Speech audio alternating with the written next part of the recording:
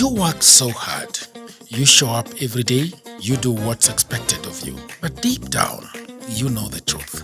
One paycheck shouldn't decide how your life turns out. But what if your evenings meant progress? What if your weekends built freedom? What if your laptop became more than just a screen? This isn't about quitting your job. It's about giving yourself options. While others crawl, you start building. Quietly, consistently, and on your own terms. No pressure, no guessing. Just a clear system you can run after work, before work, or whenever life gives you a turn. That's what Goldmine on hustlesafrica.com is for.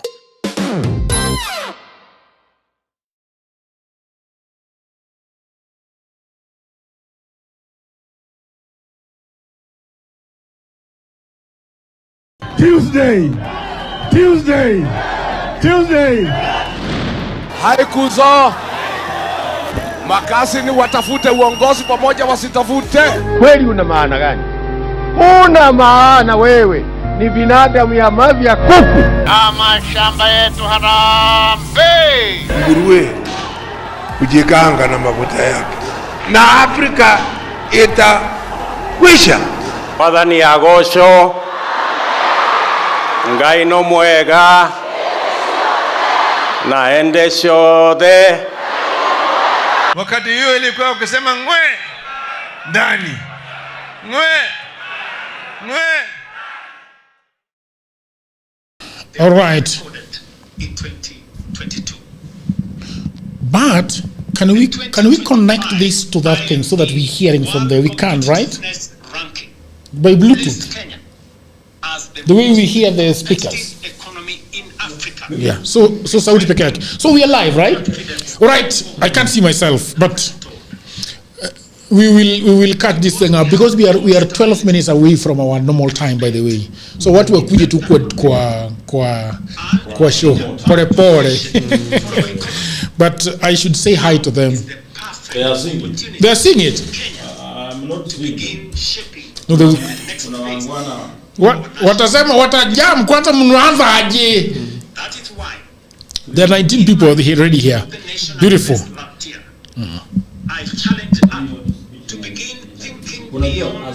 Can we connect this to the weka audio? Weka Bluetooth. 10 minutes, but still it's on. Bluetooth, eh? It tells a lot. I can't broadcaster pro, eh? Because there is no major point. Even editors can extract from your speech. It's connecting. Why am I saying 30 people? How much this is? Has already begun. Yes, sini watu wameanza kuingia. Established the National Infrastructure Fund to ensure the investments essential for Kenya's transformation are financed sustainably. Aya, ndio hiyo. It is also why we have established. Aya, weka sauti. Very good.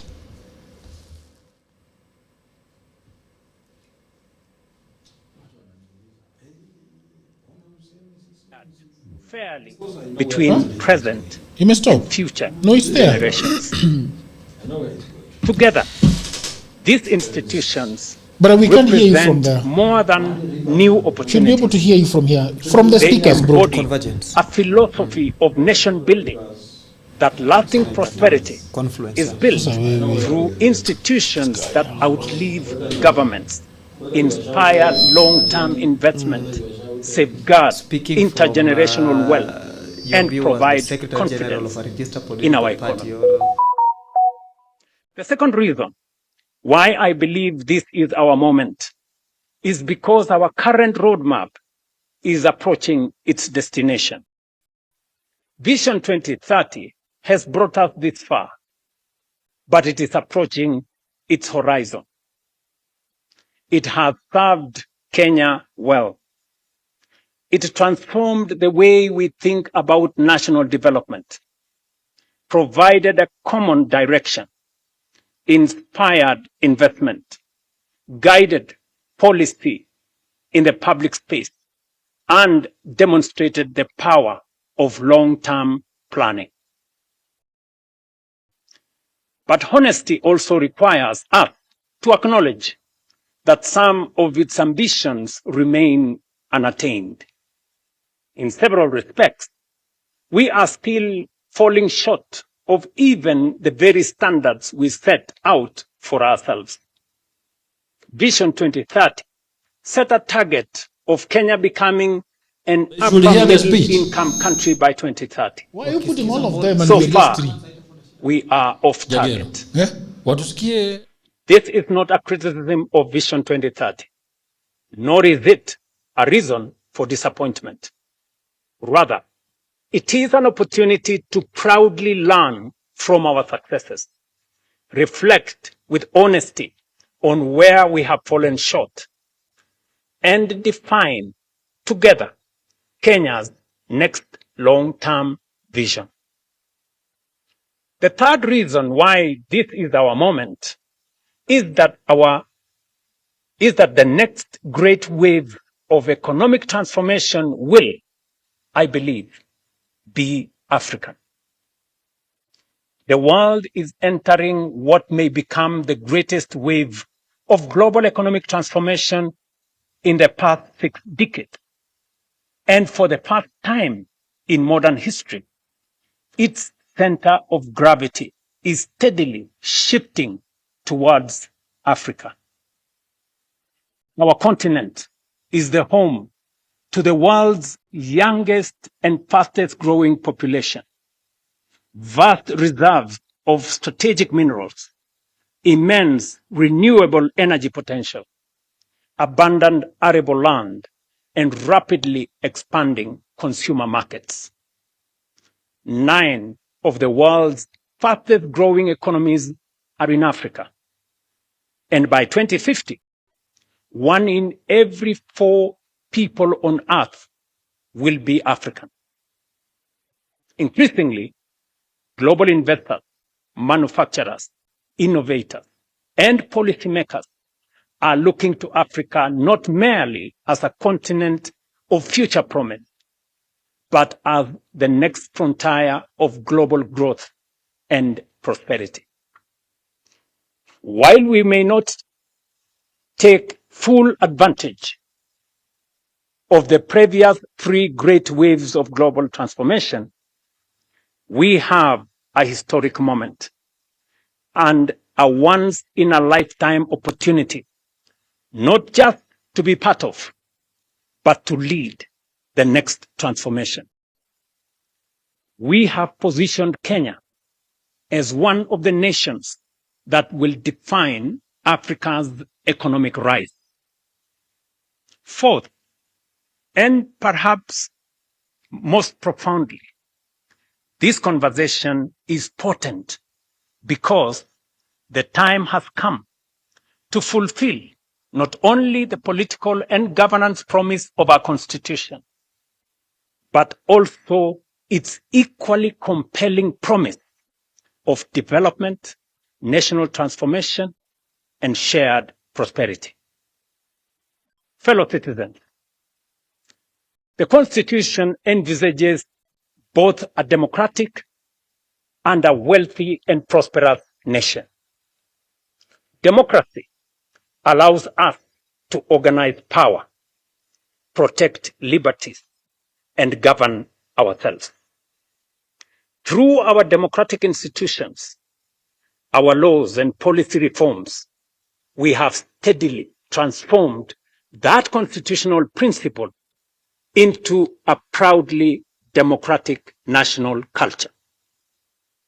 The next chapter of our national transformation journey is to operationalize the Constitution's development charter.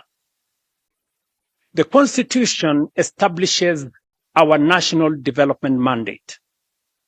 It requires us to build a wealthy, economically developed, and prosperous nation, and defines what government must ultimately achieve. A nation that is just, inclusive, and sustainable. A nation where every Kenyan, regardless of circumstance or place of birth, has a genuine opportunity to thrive. Taken together, the provisions of our Constitution reveal something profound. They affirm that the purpose of state power is not simply to administer the affairs of state, but to expand opportunity, promote human dignity, create wealth, and improve the lives of citizens.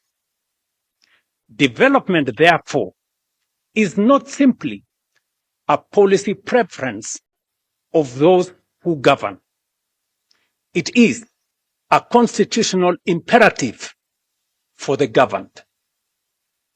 While the Constitution's preamble commits us to build a nation founded on human rights, equality, freedom, democracy, social justice, and the rule of law, Article 10 of our Constitution speaks to patriotism, integrity, accountability, and sustainable development as among our highest national values. Moreover, our Constitution in Article 43 guarantees every Kenyan the right to the highest attainable standard of health, accessible and adequate housing, and reasonable standards of sanitation, freedom from hunger, and adequate food of acceptable quality, clean and safe water in adequate quantities, social security, and education. Together, we must ask ourselves what these constitutional guarantees should mean in practice. What should an education system worthy of our constitutional promise look like? What should define accessible and adequate housing for every Kenyan? What kind of health system is required to secure the highest attainable standard of health as is provided for in the Constitution? How do we ensure that no Kenyan experiences the indignity of hunger and that every family has access to adequate food of acceptable quality? How do we guarantee universal access to clean and safe water, meaningful social protection, and the opportunity for every citizen to live a life of dignity? Above all, what measurable outcomes should demonstrate that we are truly giving practical effect to these economic and social rights as contained in our Constitution? Equally, we have not defined with sufficient clarity what patriotism, equality, social justice, and sustainable development should demand of us as government, as institutions, leaders, or citizens. Yet, these constitutional aspirations cannot fulfill themselves. We must, as a nation, collectively define the standards by which they should be measured and establish a common national development charter for their realization. Until we do so, our development and progress will remain subject to the ebb and flow of political expediency, changing priorities, competing interpretations, and fluid guesswork. A national development charter for the attainment of these noble constitutional imperatives cannot be designed by politicians alone, nor by any single institution, profession, or interest group. It must be shaped by the people of Kenya themselves through an open, inclusive, and honest national conversation. For the Constitution belongs to the people, and so too must the vision that gives it practical expression. They demand the wisdom of our farmers and workers, the ingenuity of our entrepreneurs and innovators, the experience of our professionals and scholars, the moral leadership of our faith communities, the energy of our young people, and the participation of every patriotic citizen who believes in Kenya's future. Such a development charter will succeed when anchored on strong institutions, institutions that enable rather than obstruct, that solve problems rather than multiply, that encourage enterprise rather than frustrate, and that make it easier for people to work, invest, innovate, build, and create wealth. Great nations, fellow citizens, are never built by chance. They are built by design, by discipline, and by deliberate, focused national purpose. Ours should be no exception. National development must never be left to chance or short-term politics. It must be guided by a shared national vision that endures beyond administrations and election cycles. A combination of the robust democratic society we have built and a well-crafted national development charter anchored on the economic and social rights enshrined in the Constitution is the potent ingredient necessary for the quantum leap that will make up for past missed opportunities and take us into the first world nation that we rightfully should be. Fellow citizens, Article 3 of our Constitution places a solemn obligation upon every Kenyan to respect, uphold, and defend the Constitution. Every Kenyan. That duty extends beyond merely safeguarding its provisions. It obligates each one of us to build a broad national consensus on the destiny of our republic. The future of Kenya is too important to be left to politicians alone. It must be imagined, shaped, and built by each one and all of us. Patriotism, therefore, is not only measured by what we say about our country. It is also measured by what we contribute to it, what we build for it, and what we protect within it. Once we, as a people, define the national framework for realizing the aspirations in our Constitution, we will have settled the question of our destiny. Thereafter, the true contest of democracy should be about who has the best ideas, the soundest policies, and the best capability to take us there faster, more efficiently, and more inclusively. That is the political competition our nation deserves. This, ladies and gentlemen, is not a theoretical discourse. The decisions we make today will determine whether our Constitution becomes the greatest instrument of our national transformation in our history, or the greatest opportunity we missed.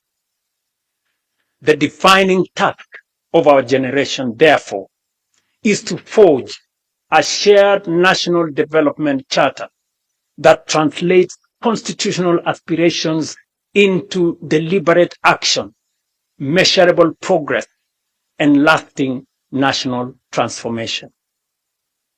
This is how constitutional ideals become possibilities.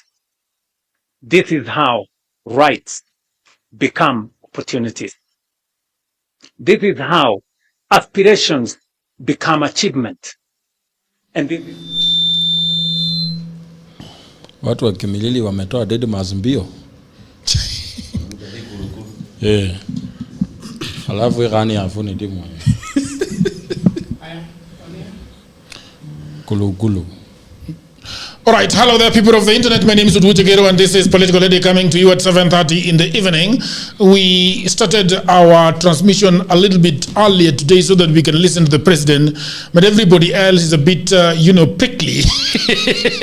And he's wondering what is going on with the president. He's reading and reading and upon reading and reading and reading, and we're not getting anything from what he's reading. And so the consensus is that we are going to be talking about other things. Peter, you'll be following so that if there is a cabinet reshuffle, we can be able to be told and we talk about it, yeah? So in other words, you are telling Peter that the president, when he says anything meaningful. That is true, and we need to know whether people of the internet, can you hear us, please? What's up? Truly the end of a lie. This time round, whether he cries, it will be one time. So I want to welcome people of the internet who have gathered here. So we have Mr. Tony saying, I can't wait for State of the Lines address to end so I can tune into Political Headache. Thank you very much for joining us. We are starting. Somebody is saying, hello, people of the internet watching live from Kakamega town, but to the panelist propaganda, mingi hapana. We can't hear you, Jagero. Only the speech is being transmitted. That is how we had actually started it. But now we are deciding that we are going to do something else. Chris Pass is saying, Simiyu and Yosafina party, we are waiting for a speech also. Yeah. Okay. We do meaningful speeches. Love somebody is saying that Angeanza speak 2022. Oh. Right. So those are the things that are going on. Sifuna is the one making this president panic. Sasa atatupotezea wakati na uongo na kizungu mingi. Sasa unajua sasa hiyo vitu. We are still watching what he's saying. I am with Joachim Simiyu here. With Soita Shitanda, right? Soita Paul, right? And then we have got Nyanduga here, who is going to be helping me, go over what is going on. I want to start with the conversation. Okay, the president, what is the president telling us, Mr. Joachim? So far, so good? I will do a disservice. Okay. And I would like, because I've gauged the understanding of my brother here. Okay. He understands a lot of international talk, so okay. He should go fast. He should go fast. Yes. What is the president trying to do, Mr. Nyandoga? Because we can't properly hear what he's saying. You see, when I listen to Mr. President's speech, I'm seeing the last kicks of a dying horse. Really? Yes, be careful, young man, be careful. Young man, be careful. I thought I was the one who was going to be lethargic, but... He's doing a better job. Yeah, because, you see, Jagero, politics is a social engineering tool. Okay. And we work a lot with comparisons. Okay. And now that we only have 4 years to the grand mark, which is 2030, for us to achieve the Kenya Vision 2030 and UN SDGs.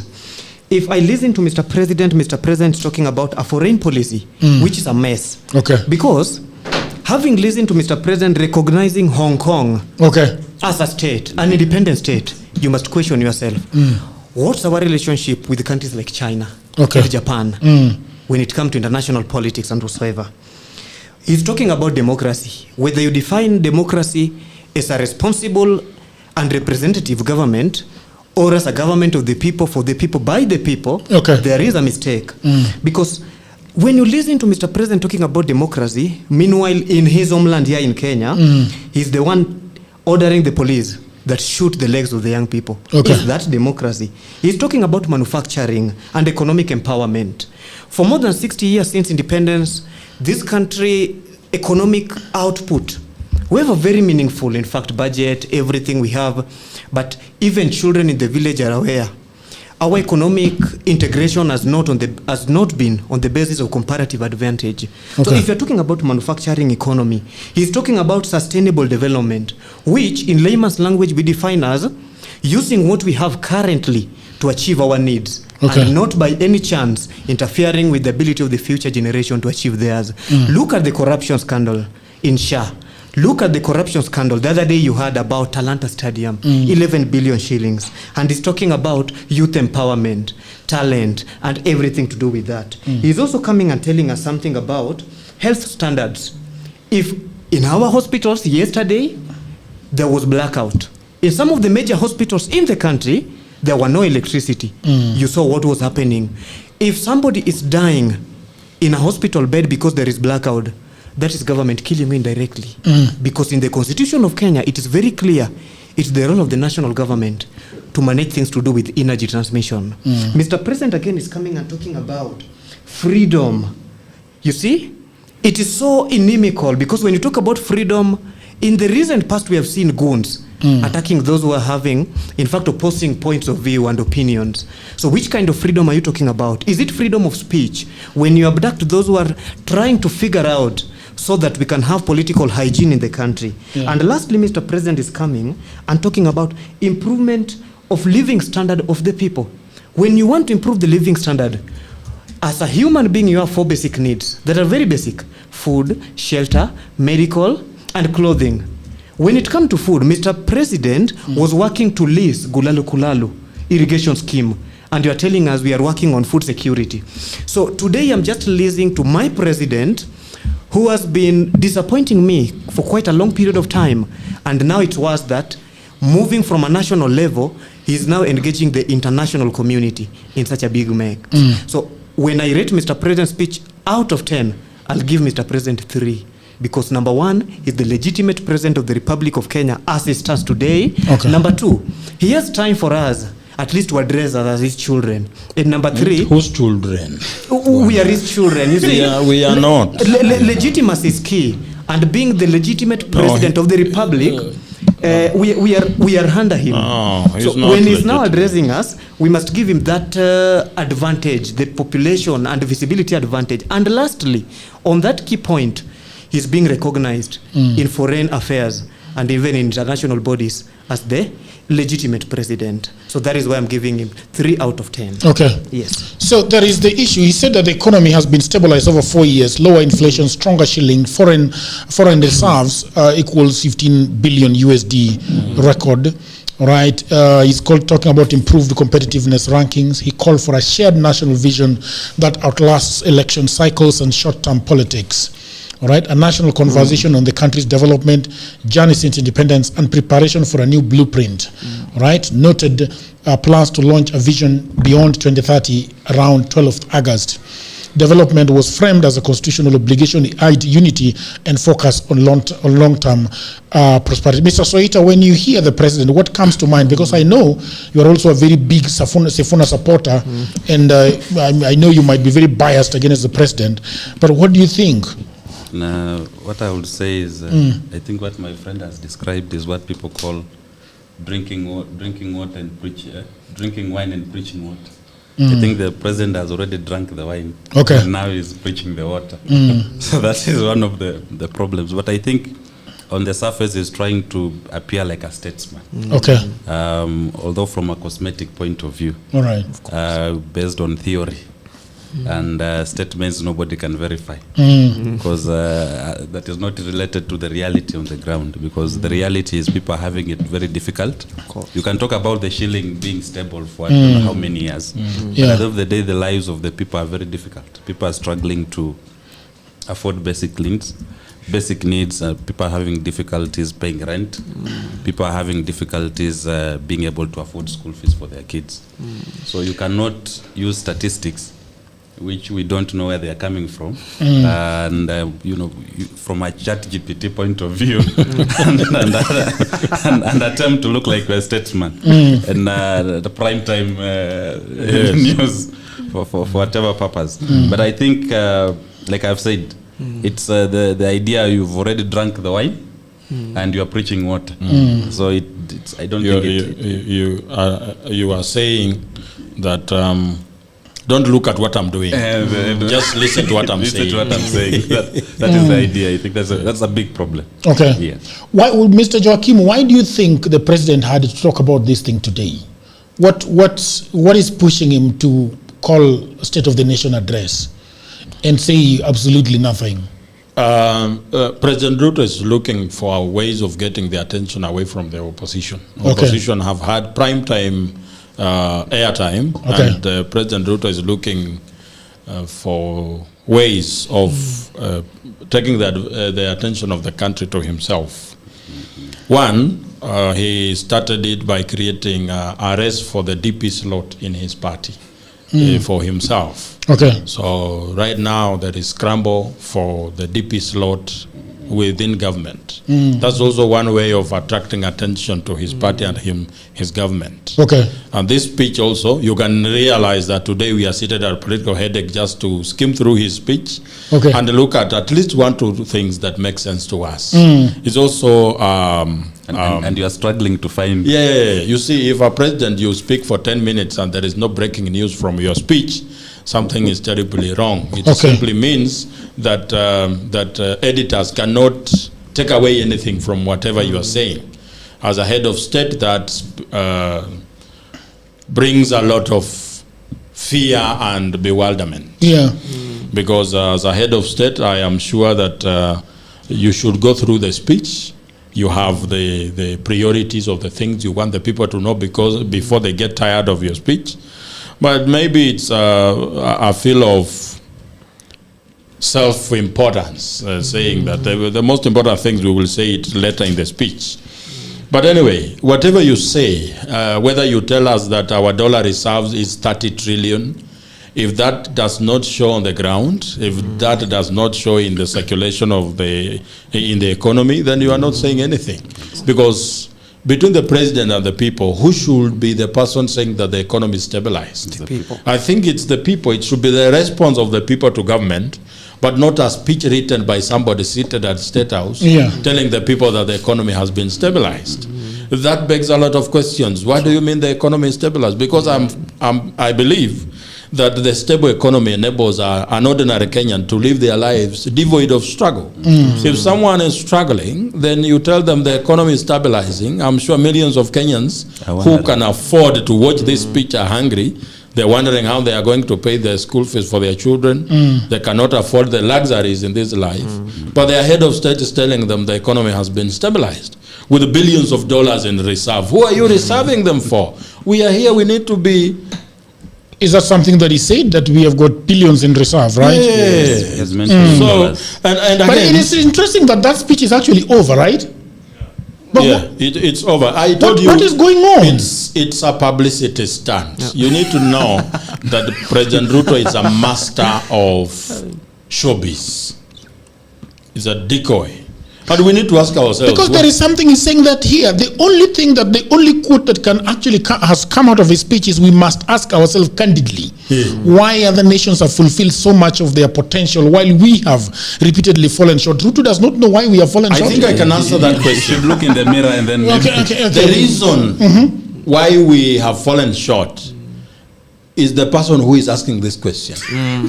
Of course. Is a mosquito coming and asking Kenyans, why do you think we still have malaria in our hospitals? Yeah. When we know that the causative agent for malaria is a mosquito. So for us to deal with this malaria, what do? We should do away with the mosquito. Yeah.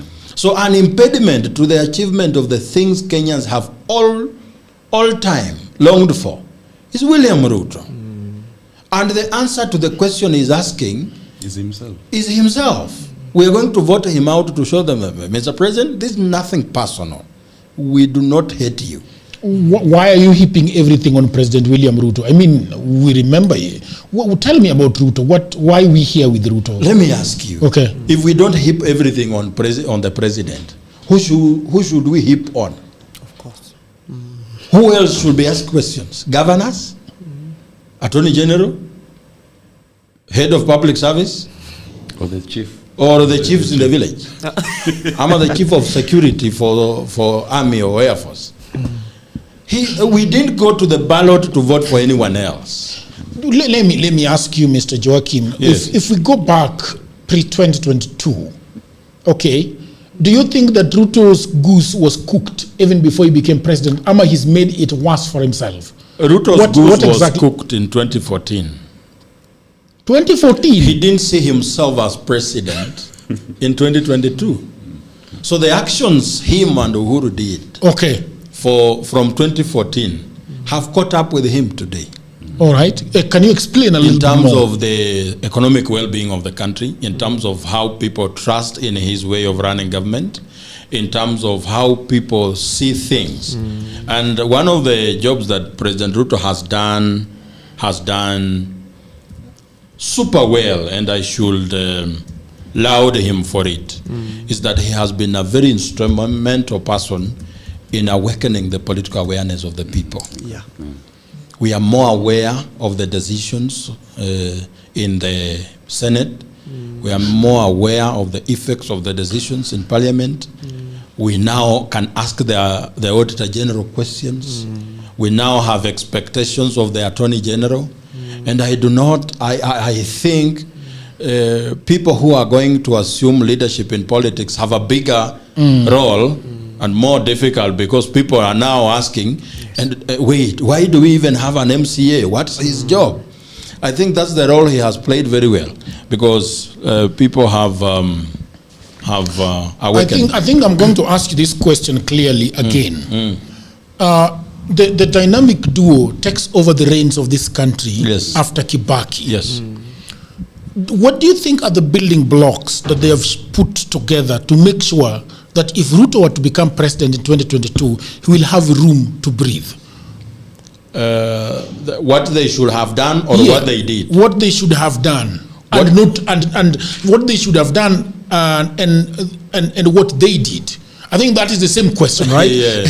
I think they came in with the colonial blueprint. That works on 3 pillars.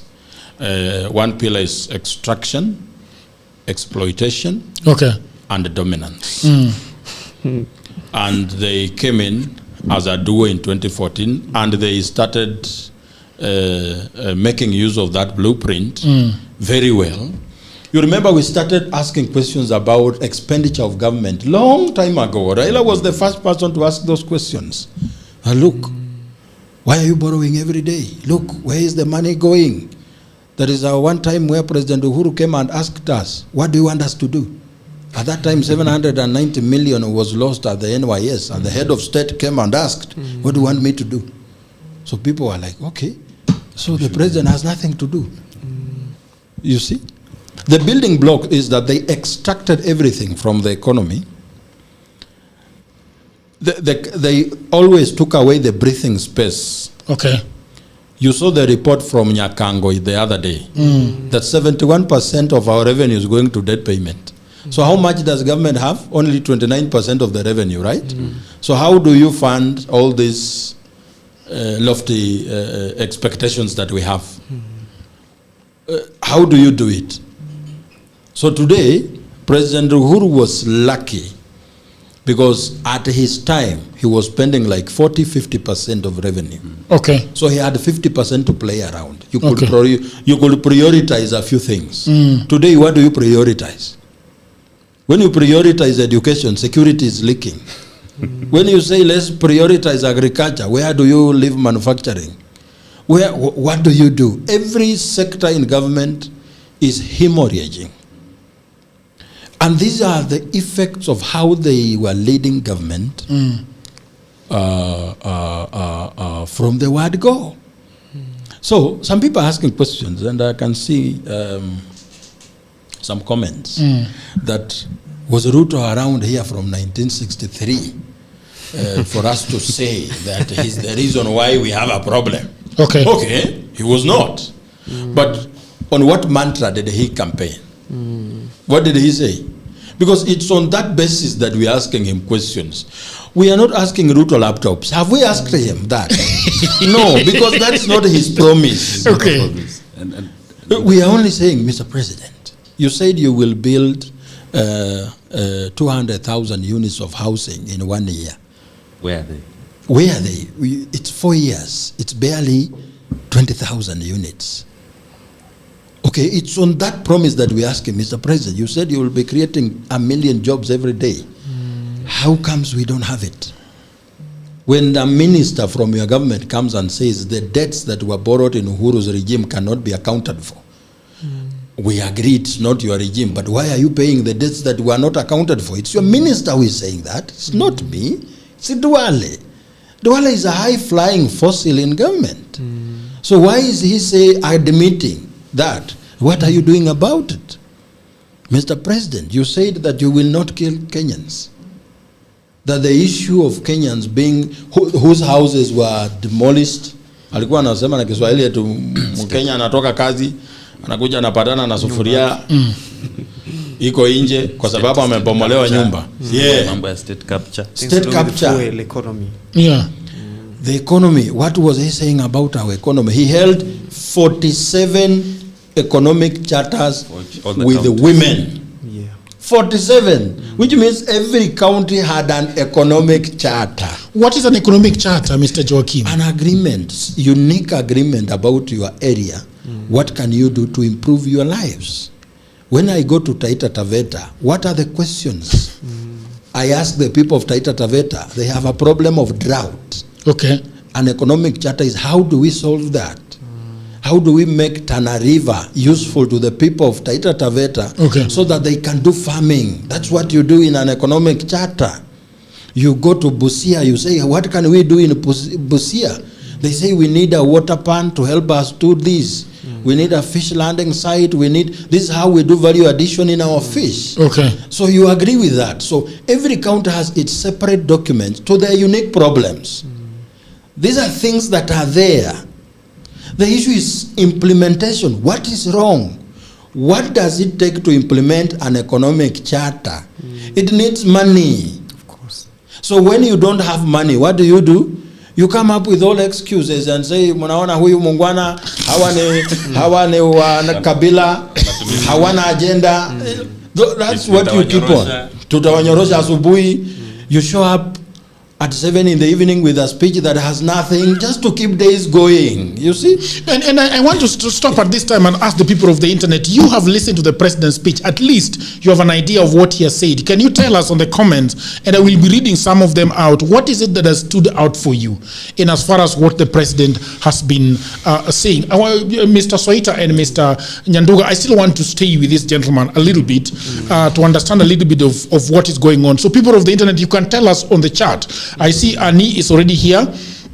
There is somebody is also correcting you that there were also youth charters. Not just the women charters. That's not correcting me. That is adding to what I'm saying. Yes. So we had charters with women, youth charters. So okay. Professionals. No, because now there is a question that needs to be asked. Yes. when the dynamic duo is exiting. Yes. Of course, they were not dynamic at the tail end of their 10-year reign. At the time, Miguna was calling them a despotic duo. Oh, who was calling them a despotic duo? Miguna was calling them. Okay. So when the despotic duo was exiting stage left. Yes. Okay. Ruto, because the question that now somebody has to ask, how do you go and do economic charters with 47 groups of people? And because if I am doing a charter with you and it is tied to some sort of budget, you know that there is a place you're going to get this money, yes, to execute this charter. So then what is the issue? Did Ruto know firsthand that actually this is a scam? I'm not going to do it. No, Ruto knew that Ruto had a very good plan of winning an election.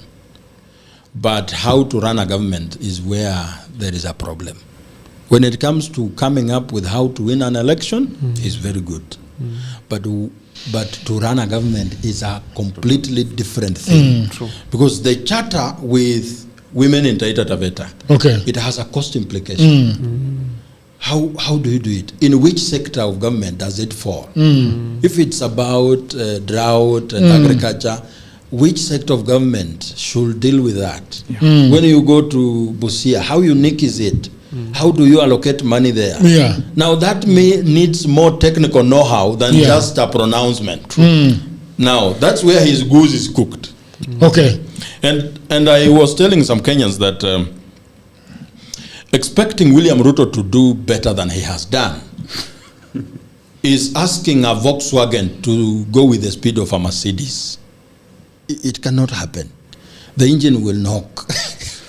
Odhiambo has been calling me incessantly. I don't know what for. I don't know what is the problem with Odhiambo. He's a PR guy. He's really been calling me. We will hear what he has to say. If he connects, that is fine.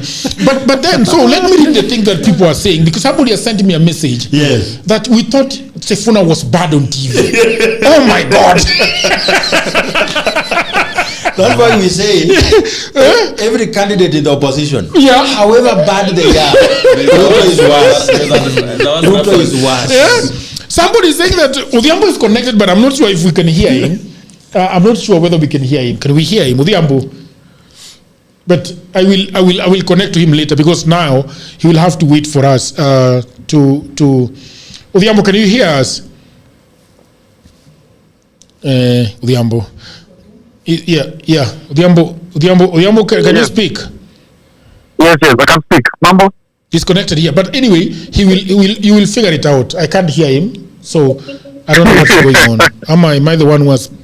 But anyway, I want to read some of the comments that Kenyans are talking about. Okay, the president says he will launch Vision 2060 next week on Wednesday, and public participation will begin. That's the summary. Okay, in summary, huyu mtu wasuguhi anatuona wajinga. Okay, he has wasted people. Then Mr. Odeno is saying, Jageru Ruto has said nothing, move on. Okay, all right. Mr. Nuru is saying, I believe that from Munyoro leaks, the president changed his strategy.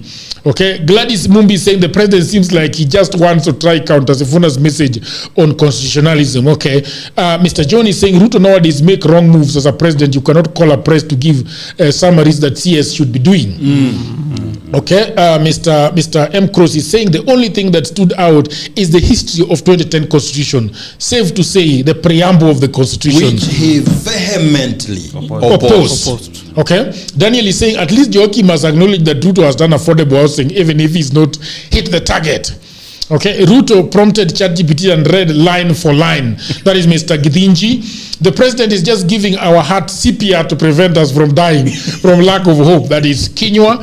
Mr. Abraham is saying, Jagero, what stands out is to imagine the future beyond where we are now. As a people, let's hold them to account, but don't stop thinking about our future. Start point, Kenyans to change our ethics.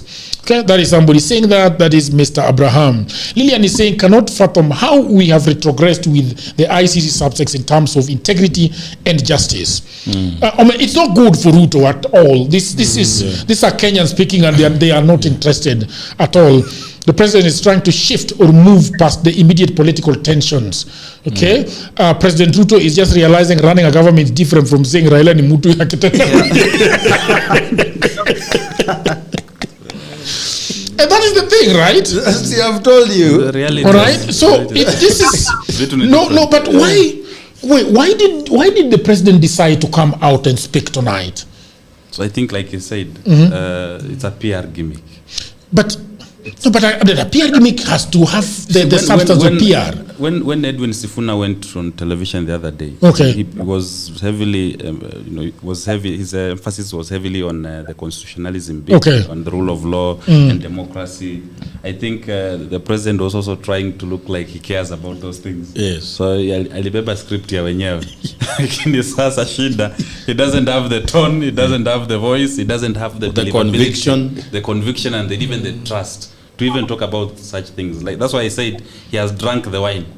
The wine is so dirty, and then he's coming to preach the water that people cannot believe. So he has destroyed his own credibility. Because what the president did, and one of the biggest mistakes was, when he was campaigning, the things he promised, it's okay to promise, but don't promise in such a way that people think you're going to do this thing tomorrow. Okay. When you tell people 6 months, after 6 months have expired, you come and tell them again another 6 months. You lose your own credibility. No matter what you say, nobody will believe you. So I think in his own capacity as an individual, He doesn't, even in his facial expression, he seems that he doesn't even believe what he's... I'm sure he's somewhere laughing at his own speech. He's wondering who wrote that speech. Yeah. So akishaingia huko kwa chemba cha chekaka vibaya. Wanasemaje huko nje? He has a big problem with this. And the other problem is, I said President has two big problems. Okay. One, he finds himself in a situation where people want to get rid of old guards. Okay. And he's representative, cumulative representative of all the old guards. Yeah. So when people say we want to get rid of old people, he's the first person who is old to get rid of. Yeah. So number two, his individual presentation to the people. He didn't come as one of us. He came, he speaks from a high ground level, yes, and everybody else is below him. All that. Are we able to hear Odhiambo? Odhiambo, can we hear you? Can you properly again? You can.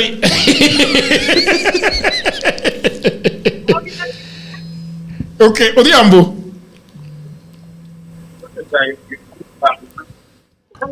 I can hear you. Proceed. You can hear us. I can hear all of you making a lot of noise. Yeah, why are you spamming me? Why are you calling me non-stop? I mean, do I have your money? I am calling you because I know you're a tricky person. Okay. And Joachim seated there would water down the effort of the president. And I think it's my responsibility. Okay. To clarify. Okay. All right. Yeah, so there's of course some mistake that has happened. We must first admit that. Which mistakes? Take us through the mistakes. Yes, the mistake that has happened. Okay. Is that the president was addressing the nation, and the nation was pregnant with expectation. Okay. On some major declarations. All right. Myself included, I was expecting the movement of some cabinet secretaries. All right. And I think that is what everybody else was expecting. Okay. Now it becomes an anticlimax, and there's a punishment that needs to be served upon the communication team of the president. Okay. Because you cannot take the president for a joke. Okay. Whatever the president has read, just like Joachim has observed, I agree with him on that. Yeah. That he should have delivered this to a minister. All right. Because this is a build-up activity towards the vision that is going to launch, which is a beautiful thing. So as much as this small mistake has happened, let us not trivialize the whole thing. Let's maintain the focus on what the president is doing. Okay. Just a minute. Let him land. What the president is saying, which is beautiful, and perhaps he's also excited. He is a young man at heart. Perhaps he's also excited that we are having a vision 2060. Okay. Which on this show I have discussed severally that one of the biggest challenges we have in this country is that we are dead at vision. Okay. Because we are arriving at vision 2030 without a further vision. So any politician will just come in and take this country to anywhere they want. Okay. And there's no country that can proceed without a proper vision, that any politician who comes to power then keeps that dream, what we call the American dream, what we call the Kenyan dream. Okay? Okay. So because the president is telling us that next week, Wednesday, there is something coming up. That is the substance. And so we should start talking about what is this that could be. And being that is inviting us to public participation on the possibility of Kenya, can we start discussing what do we want to see in Vision 2060? Okay. Instead of trivializing the president's mistake here and there, and of course his communication team, which I've repeatedly said is need for some kiboko in that team. So, Odhiambo, let me ask you. Let me ask you. Yes, go ahead. So, go ahead. So this is, I am assuming that this is what Nyong'o, this is the Vision 2060 that Nyong'o has been writing, right? Well, it is what he has been idealizing, not writing. Okay. Yes. Okay, so the president has, if you look at the pictures coming from State House, the production is top notch. We see drones zooming in and out. We see tight shots from the back, from the front. We see the members of the media lining up. The place is well lit. I mean, just to tell us that he's going to talk again in the next 5 days. Which is okay. What I'm saying is, the only challenge is the president should have been the one to come out and for about 35 minutes just lay the what I call the preamble of whatever is happening next week. Right. That is what the aligned minister should be doing. So the president has come out to make an announcement that he will be making an announcement next week. Don't trivialize it in that manner. No. That's exactly what he did. No. You are trivializing it, Joachim, and that's why I had to call the game. No, you are just because I know when many jargons. No. Perhaps what we should do is to allow Odhiambo to nitpick what the president said that is of essence. Correct. Now, if there is anything of essence, Odhiambo should have said it already. It might be like the president. Actually. Yeah. So, Jagir, and thank you for always providing such an opportunity for clarity. And I'm not doing this because I'm an appointee of State House or whatever. But I feel it's my patriotic duty so we don't lose the conversation. Okay. What the president came out to say, he's laid the background of where we were, where the rain started beating us, and how we are intending to move forward. And I believe on the day that we should be doing this Vision 2060 launch, he should not be revisiting this. So as a build-up activity, it is a good thing. It's a score. The only thing I'm saying is that perhaps, in my view as well as a communicator, it could be align minister. Ask for them. Okay. According to the president, where did the rain start beating us? Odhiambo is saying that he's saying it next week. So this was part 2 he said, the president has said, the president has said, Jagero, in that speech, that we were at equal with people like Singapore, with the Asian tigers basically. But there's somewhere where we lost it. We lost it when we didn't have a proper vision for the nation. So we didn't have a proper vision. We didn't have a proper vision. And Joachim, you and I know that Kenyatta was an extractionist. He was not an economist who was a visionary. He was somebody who was handed over power in Maralal. So this fellow did not set us on the right direction. And that is why the rain started beating us. Everything else is a build-up from a visionless founding father. So when we had Vision 2030, like almost how many years ago? It was about 30 years ago. 14 years ago. So about 30 years ago. We are 3 years shy. So how have we done with that vision? Correct. Now you're asking very correct questions, Joachim. If you look at Vision 2030, it had some pillars in it. Most notable was having universal health coverage, was fighting poverty, was moving us to a middle-level income country. Amongst many others was even construction of the road that we have done so well in, even by the past regime. Having this Madaraka Express, which is a success. This is something that was envisioned in Vision 2030. Okay? There are some faults, of course, where we have not arrived. For example, even in that UHC. So are we now a middle-income country? Of course. If you don't know, then just check. Just Google your phone. So do I have to Google to know the status of the economy of our country? Of course, there are challenges, Joachim. No. When we have a poverty rate of 58%, is it a challenge? I'm a problem. Of course, it's a challenge. Of course, it's a challenge. It's a challenge. And are we saying let's Odhiambo, there is a question coming from Soita. If I may ask one of the based on the Vision 2030, how much have we achieved in percentage or out of 10? Can we say we've done 5 out of 10, we've done 10, 7 or 3? So that at least we know that the 3 that we've not done should be part of the Vision 2060. Thank you very much. So that is the conversation that the president is inviting us to. Okay? That we set goals to Vision 2030. Have we achieved those goals?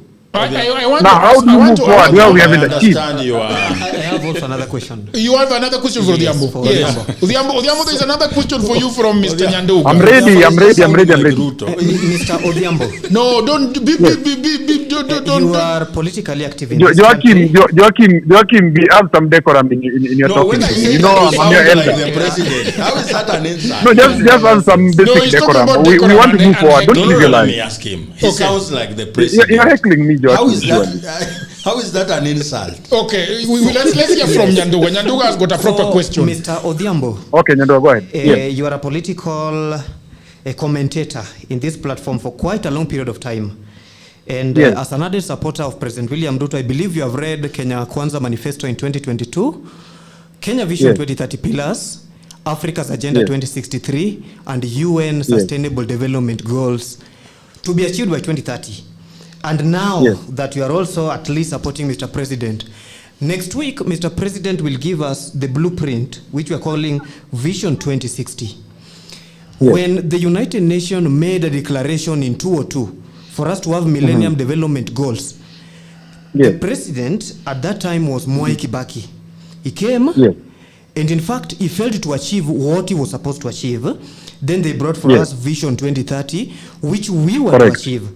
Then again, we had President Uhuru Kenyatta, and we cannot separate President William Ruto from the distrust, mistrust, and problems of Jubilee government. He was the second in command.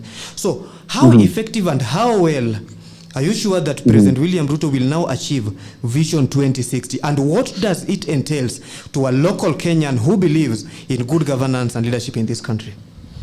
Thank you very much. That's a very solid question. Is there a possibility that by 2027, Sifuna could be president? Yes. Yes. Yes. Good. If Sifuna becomes president, is he going to review the Vision 2060 that Ruto is going to launch on Wednesday next week? So is with President William Ruto? There's something I'm arriving at. Just a minute. There's something I'm arriving at, Joachim. I think what I'm arriving at is... I think that Sifuna will have a look at it and figure out if it is realistic. Exactly. So what I'm arriving at is, for a vision, it cannot be partisan. A vision, and the president has talked about it, it calls for us to rise beyond political rhetoric. And we sit together as a people, as Kenyans, and talk about our future. You are not understanding. The argument is for us to talk about, for the president to talk about Vision 2030, for the last 3 or 4 years, he should be able, or people should look at the last 3 or 4 years and be able to get the idea that he's the kind of person to launch Vision 2060. Because people are comparing his performance for the last 3 years. Let me just say this. First of all, my brother, President Ruto didn't elect himself to power. True or false? He was voted in. It is Kenyans who voted President Ruto, who was the best option for them at that time, instead of Raila Odinga. Yes. So let us not hit President Ruto because he came to power. He didn't steal that election. I was in Azimio. I know the president won that election. Free, fair, and square. Okay? So once the president is there, whether he is the one I supported or not at that moment, he is our president, even you is in the studio. I agree with you. Now, did Kenyans at that time have faith in President Ruto to take them somewhere? Yes, the majority did. Have some things happened in between that there is some loss of belief and faith in him? Yes, it has happened. Is the president trying to recorrect or try to show that there's something that he can do? Who is correcting? He's doing it. So let's,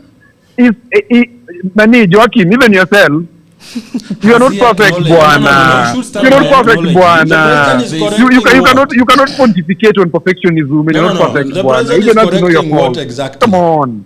What is he correcting? And he should start by acknowledging that he's part of the problem. Acknowledge that for the last 3 4 years, this and this has not happened. We had planned to do 1 2 3, and it has not happened. That is why he's inviting us to national conversation. That have happened before saying that is okay. Do it better. And I agree with you absolutely. I'm not denying that. I'm not an apologetic defender of this regime. Yes. I'm a reasoned defender of the regime, and I'm saying yes, there are mistakes that have happened. Can the president own up to them? He's inviting us to that conversation. And the president has never been a man who is shy. Something you've not done right. I think you need to invite us to a conversation and tell us, you have your opinions, but my opinion is I did not do 1 or 2 3 things right. And now I'm launching Vision 2060 based on what I've not done right for the last 3 4 years. Let me ask you, Joachim, as a politician. Do you think this country should be without Vision 2060 or a vision, basically? No, this country should be well fed today. This country should it be without a vision, Joaquim? What take it your bora unga? Mimi nauliza, should the country be without a vision? Odhiambo, I want you to listen for a minute. The politics of bora unga is what you must leave. No. Yeah, but Odhiambo, can you let Joaquim also speak? I mean, you are being Joaquim. What are we today? We cannot talk about a vision that has no clarity of achieving. Mm-hmm. And somebody who has been stealing from your garden cannot tell you that we have a vision of having a big shamba full of maize. Exactly. Because you have been plucking my skuma from my garden. You can't be the one bringing a vision of owning a big land with big crops. Just a minute to the ambush. Jagero. We allow you to speak, and I'm going to ask you a question. Just a minute as well. Mike by a person trusted by the people. Why are we having a question? Can deliver. We are no longer going to Singapore. According to the president, we are now going to Vietnam, Japan, and cutting corners through Hong Kong. Yes. We are not going to use that route that today you say this, tomorrow you do this. The president has invited us. The president has invited us. No, we cannot be invited by the person we don't trust. Then don't come to the conversation, Joaquim. He has been an impediment. He should have demonstrated that he can deliver. Joaquim. Odhiambo, I want to ask you two questions. You are free to attend that invitation as we are not coming. Yeah, Odhiambo, okay, thank you. No, don't heckle. There are two questions I want to ask you, Mr. Odhiambo. Yes. The two questions are, it appears to me that there is an illustration that is going on here. That we want to put together money and we're looking for a treasurer. And we are saying, no, Ruto cannot be a treasurer. Yes, that is, I think that is what a lot of, that's what a lot of Kenyans are saying. We are going to Singapore, but you are not part of that conversation.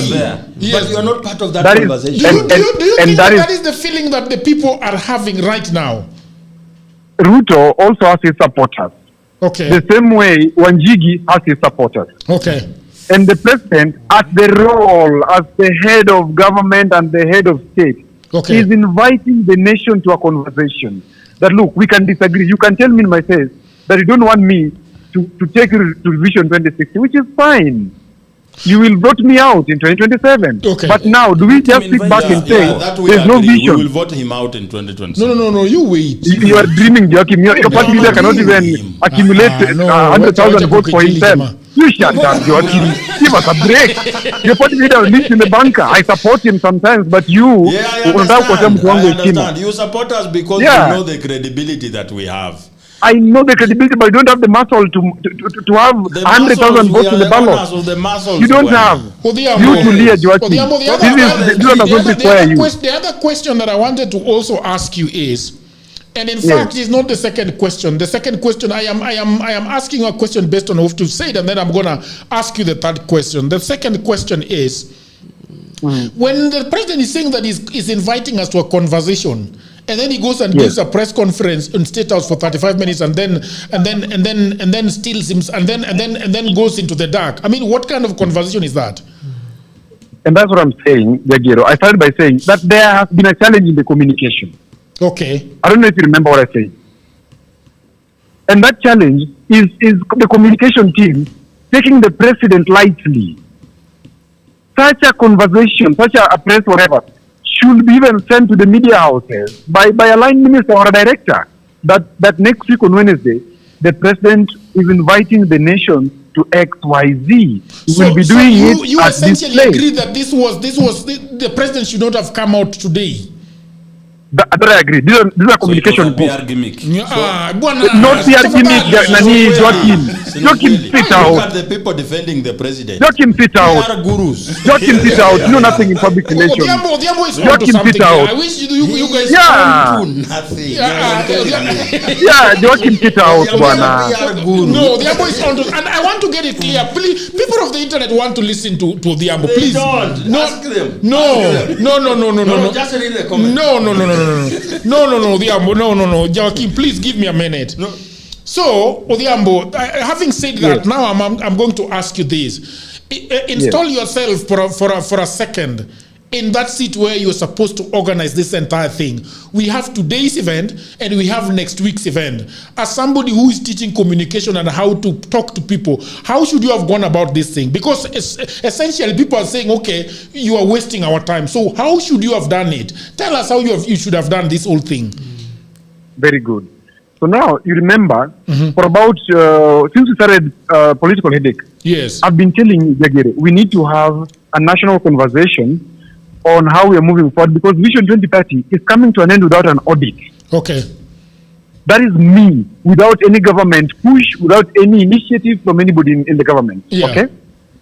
So at that moment, if I were in the government communication team, okay, the first thing I would organize within the intergovernmental whatever, that on that Kindiki chairs. Okay. That brings together the ministers. What is it called? Coordination. Yes. Okay.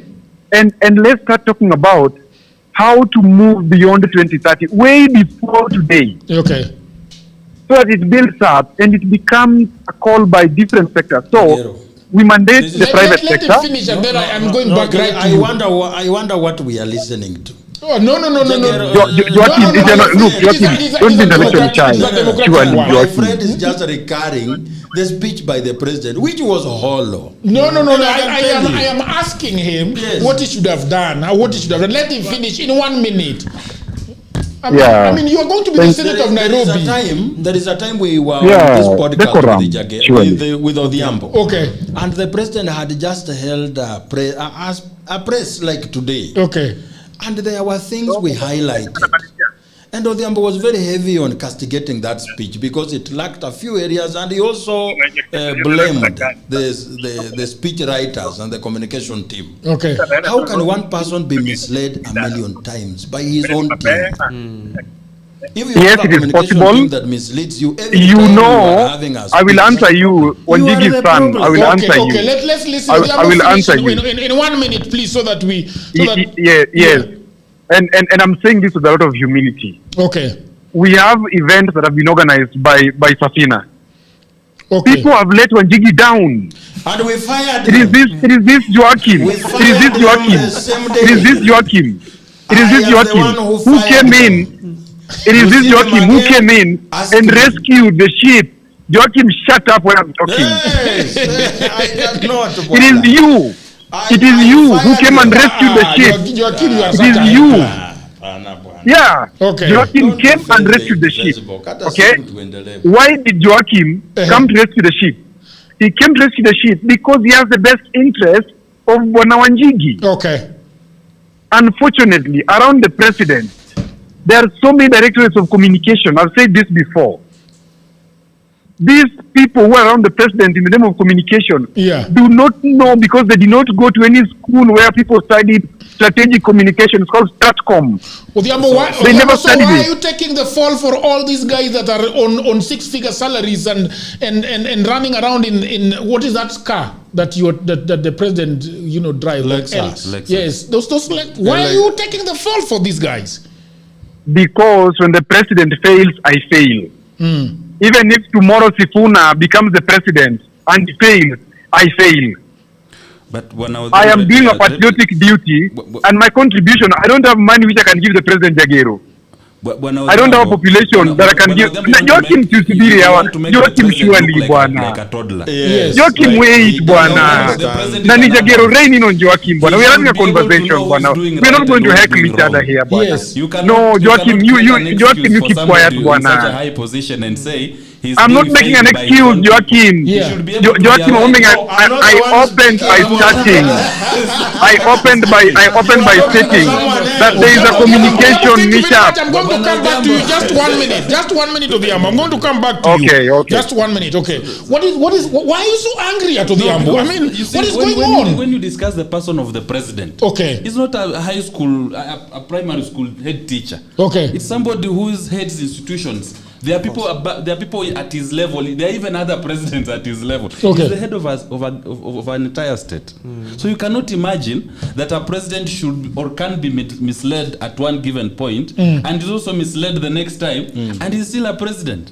then that is the problem. Ni kama kwa nyumba bibi yako anapika mboga vibaya kila siku na wewe unamwangalia tu alipika vibaya hajui kupika. My wife doesn't have my best interest at heart. Na wewe unakula chakula mbaya. So you are the wrong husband. You are the wrong man for that household. So I think the problem, the buck stops with the president, because at the end of the day he has a say as to who is appointed into that office.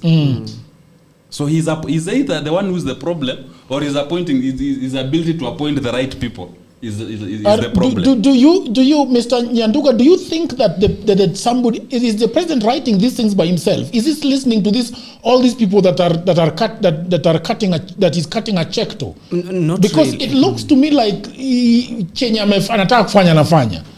I think Mr. President's house is out of order. Okay. It is out of order because from what my two brothers have just said, the fact is, we cannot bag on the fact that, there was a certain event and you see the kind of comparisons that the Ambo is taking us to are just political gimmicks. Okay. But the facticity of the fact is that we have a presidential secretariat, a committee, communication team. And even if they mislead you as a head of state, they cannot mislead you every day. Okay. But now, going back to whatever they're talking about as the vision, you see, when you see a head of state declaring a vision for a country, then it is just an acceptance that they have failed as a state. Because what is a vision? It is the blueprint for us at least to achieve what we are supposed to achieve as a country. President William Ruto served as the deputy president of the Republic of Kenya for 10 years. Okay. And they were in a position to achieve Vision 2030.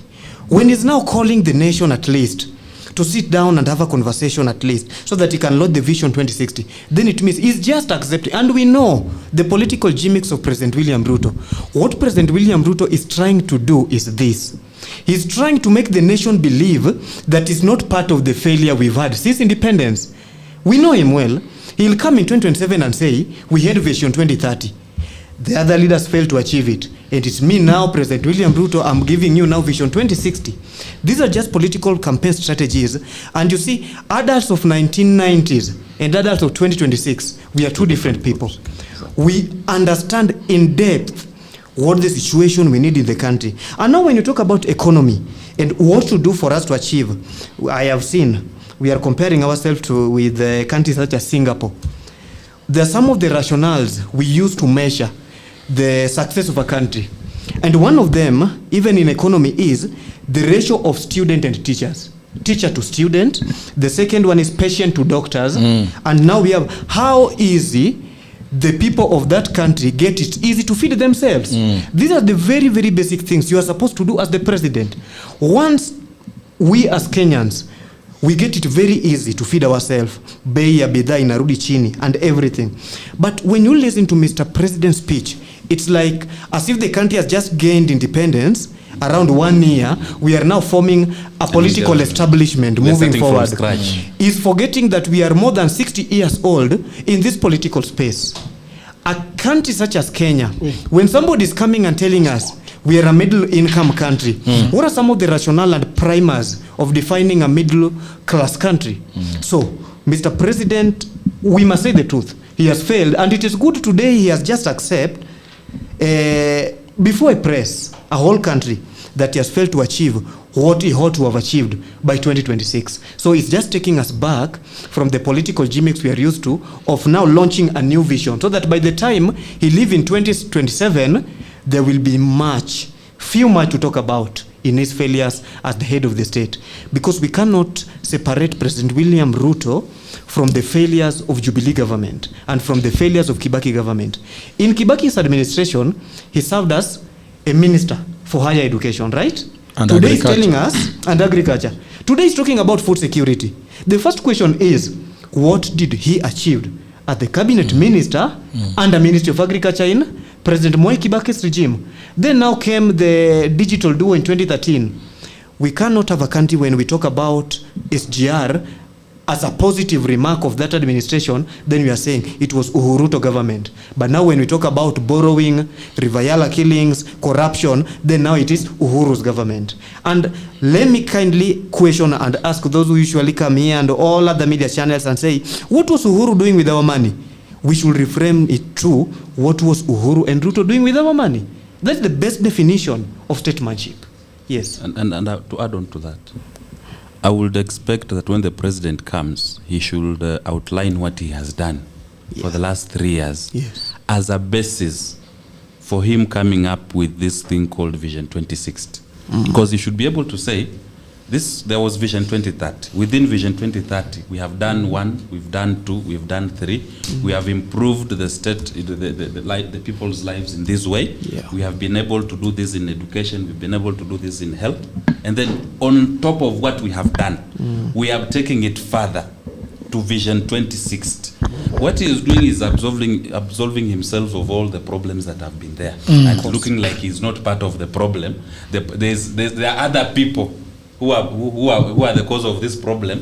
So together now that we become now part of the solution. When he forgets that he's the president who has been a president for the last 3-4 years, I think that is one of the biggest failures. He should have actually accounted for the 3 years he's been in office first, before going into saying that's why when Nani was talking about the element of wewe ndio umekuwa na plug sukuma kwa shamba yetu.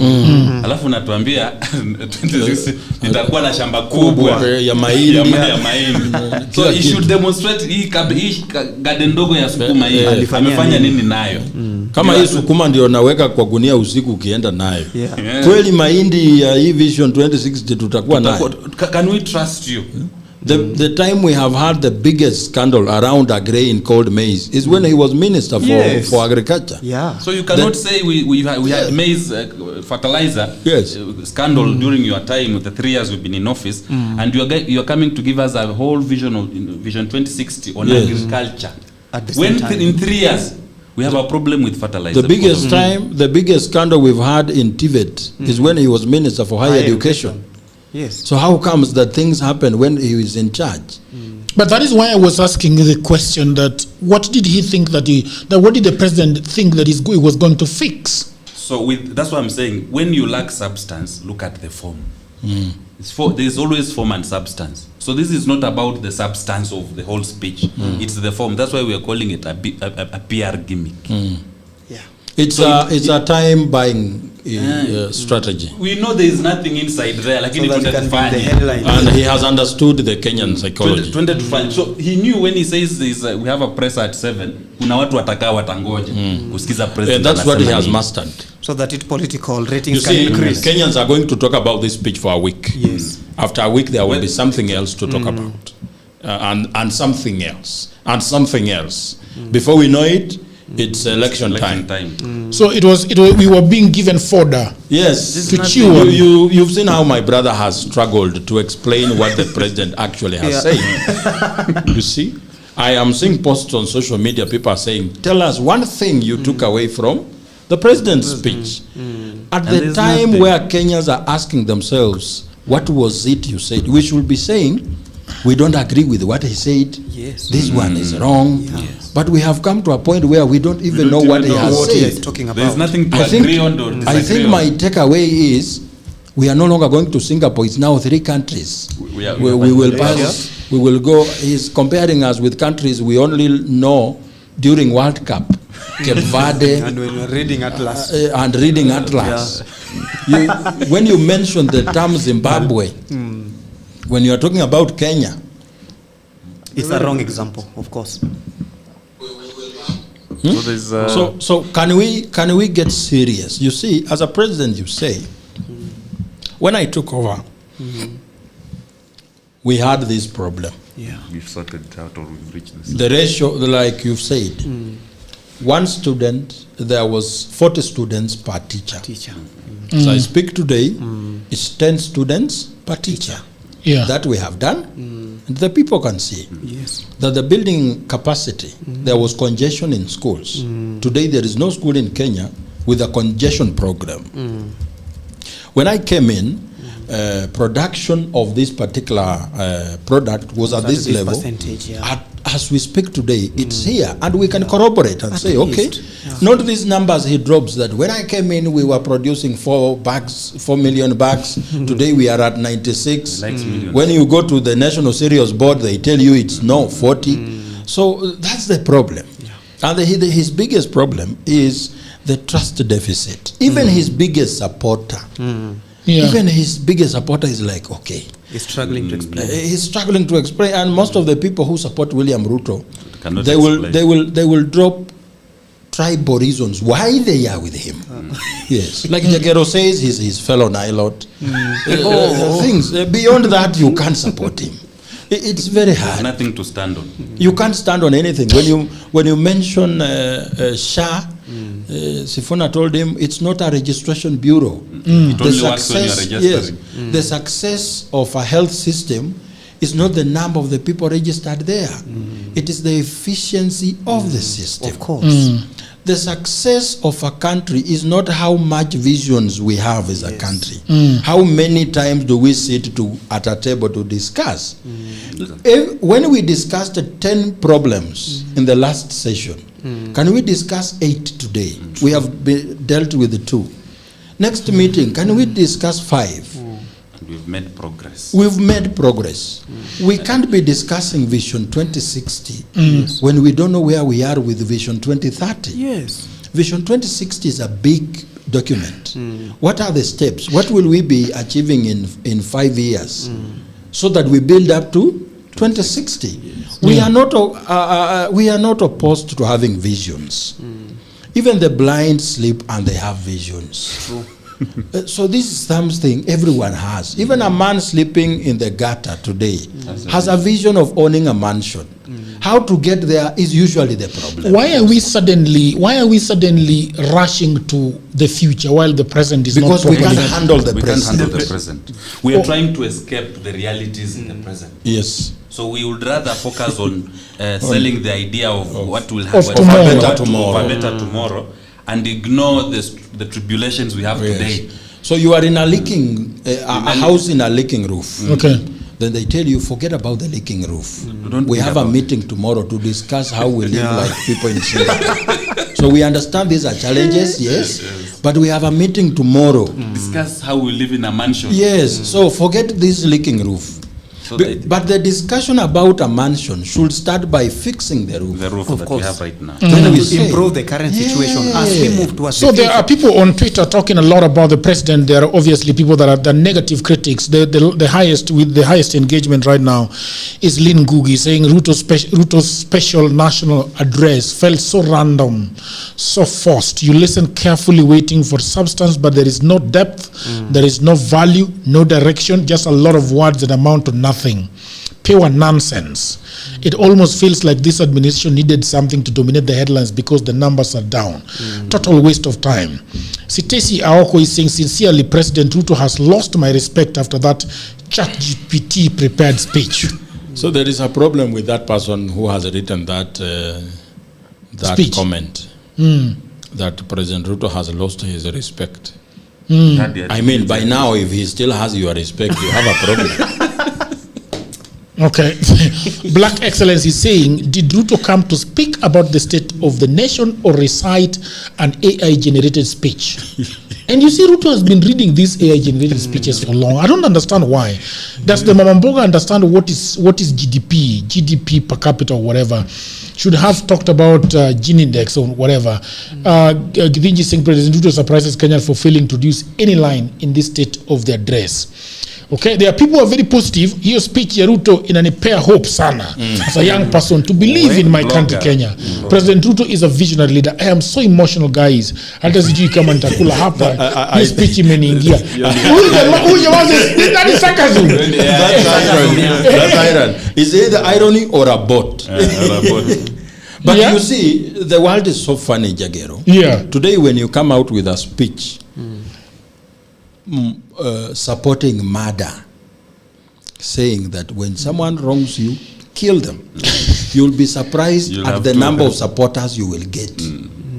The insane people in the world are so many. Yeah. So Bakista Esther is saying key takeaways from the President Ruto special national address: vision, aiming for the first world economy status within a generation.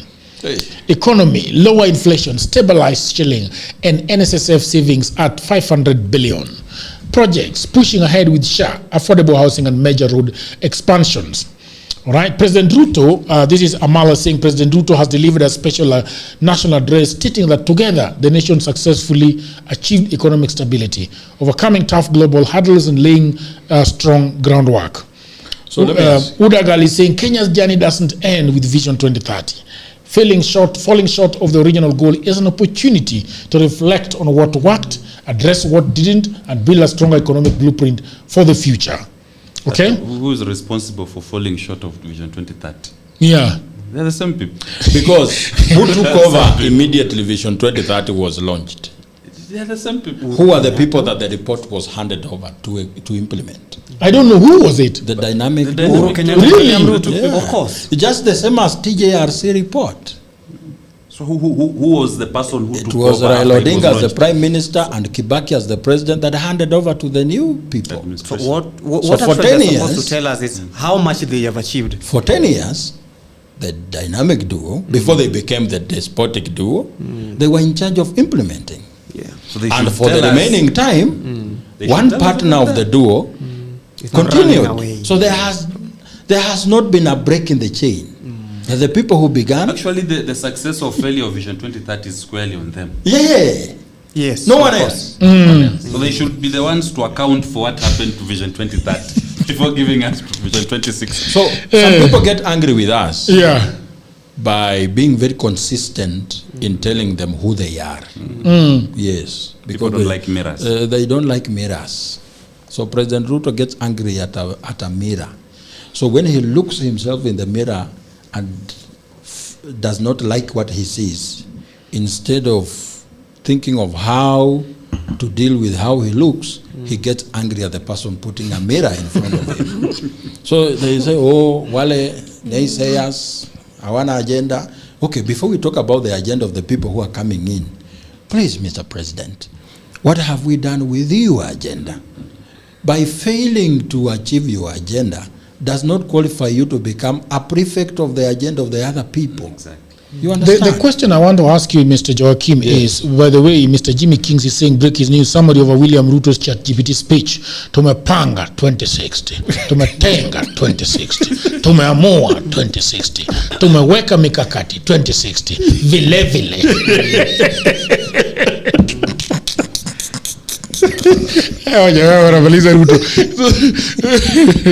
You see? All right, so yes, because imagine yourself, Ruto, taking over the reins in 2022.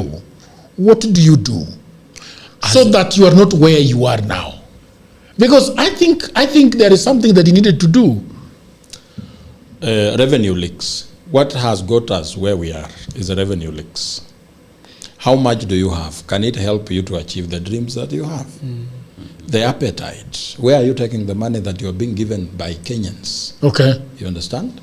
Before he came in, he was making noise about what? Taxes. Increment in fuel prices.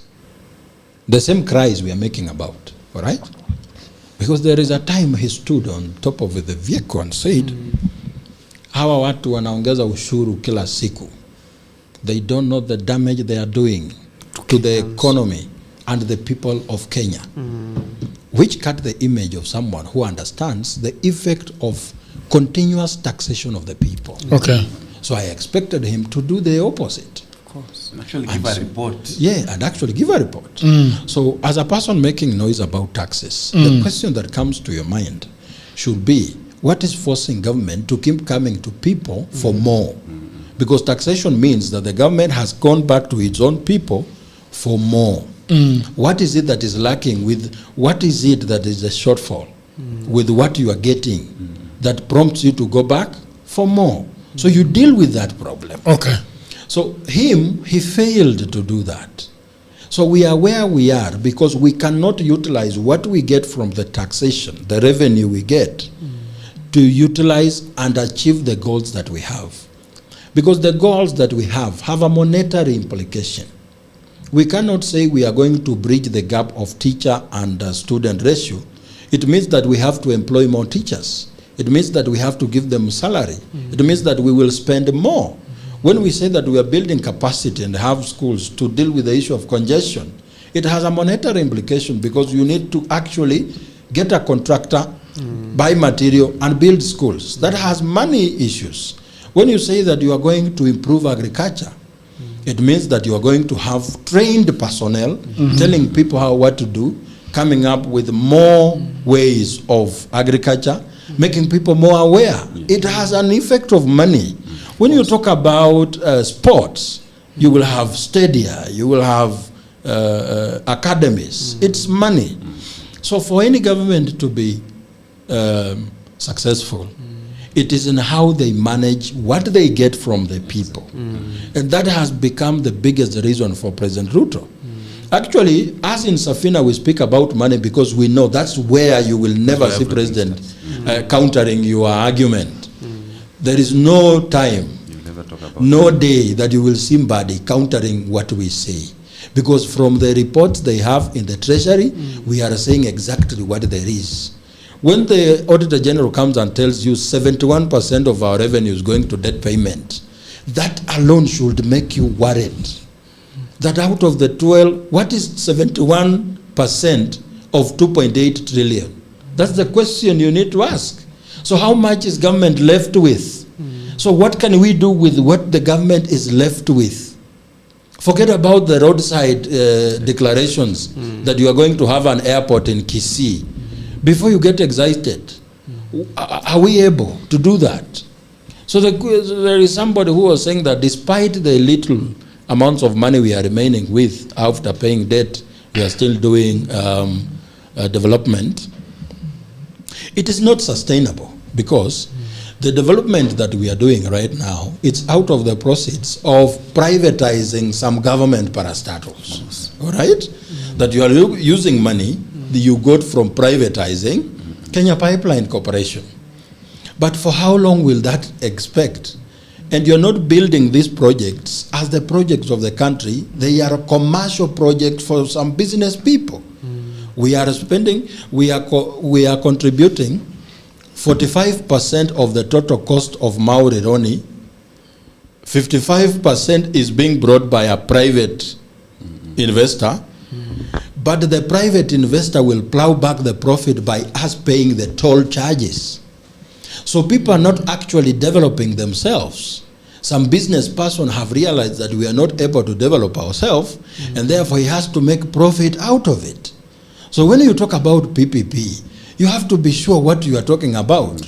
That also is a loan, because where are we getting the 55% of the project? It's from a private developer. He's bringing his capital for a reason that he will get profit. Exactly. How much profit should he get? We don't know. And for how long? And for how long, that we know, but that the money we are using, 8 shillings per kilometer, all right? So we are not looking at Mau Rironi Road as a development for the nation. It's like building a mall with an expectation that people will come and rent the stall. You understand? Yeah, yeah. So that's the problem President Ruto has had. So the next president has one biggest job, to understand how to make use of the little we give him in terms of taxes. Because what will make or break the next government is if it will come to the people for more without empowering them first. You are allowed to come back for more if you will have empowered them to earn more. Yes.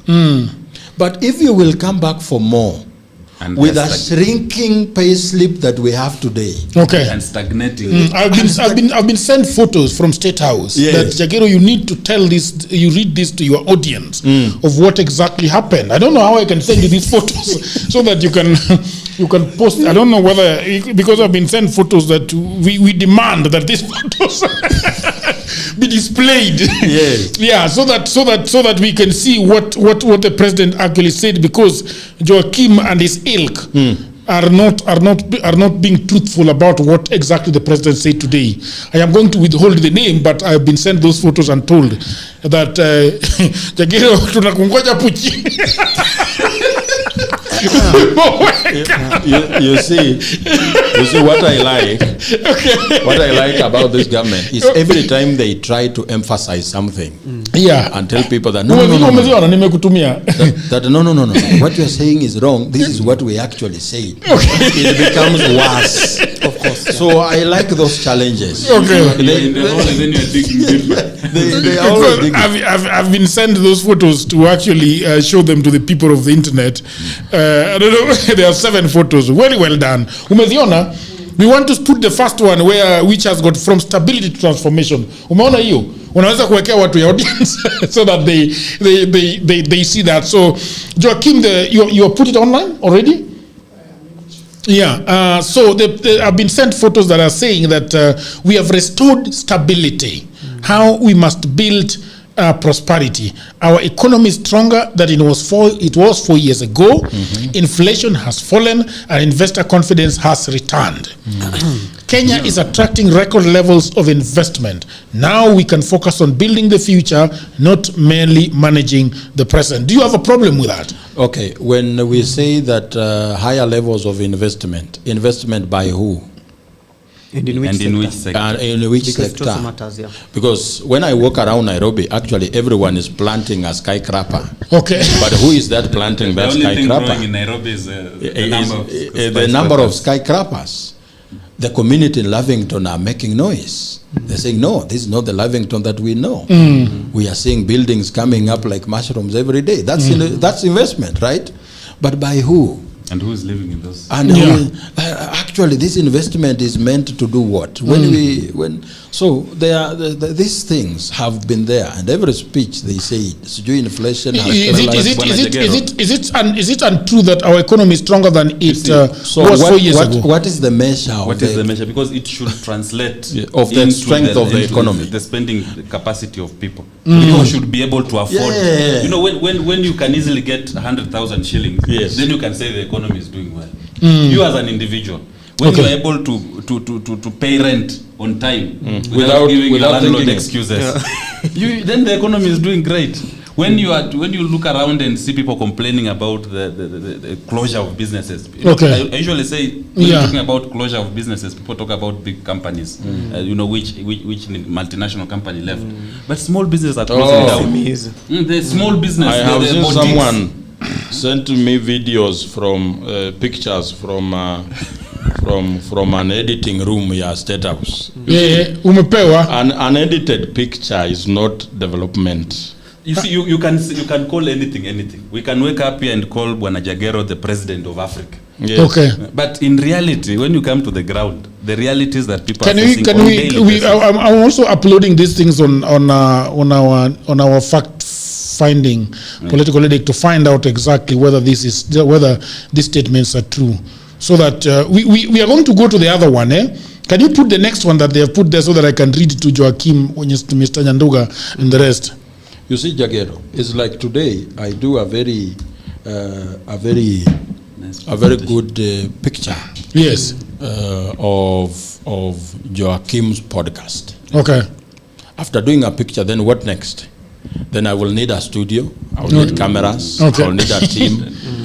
So without those things, will the picture come to fruition? Not really. All right. So inflation has fallen. Factually accurate microeconomic data.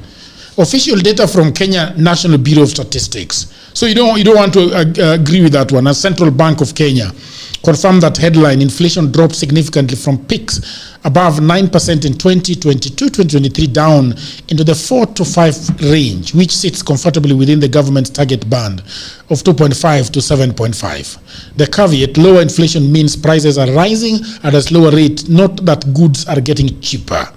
Combined with the new tax measures, many households still feel the strain on everyday cost of living. And I think that's what you guys are talking about.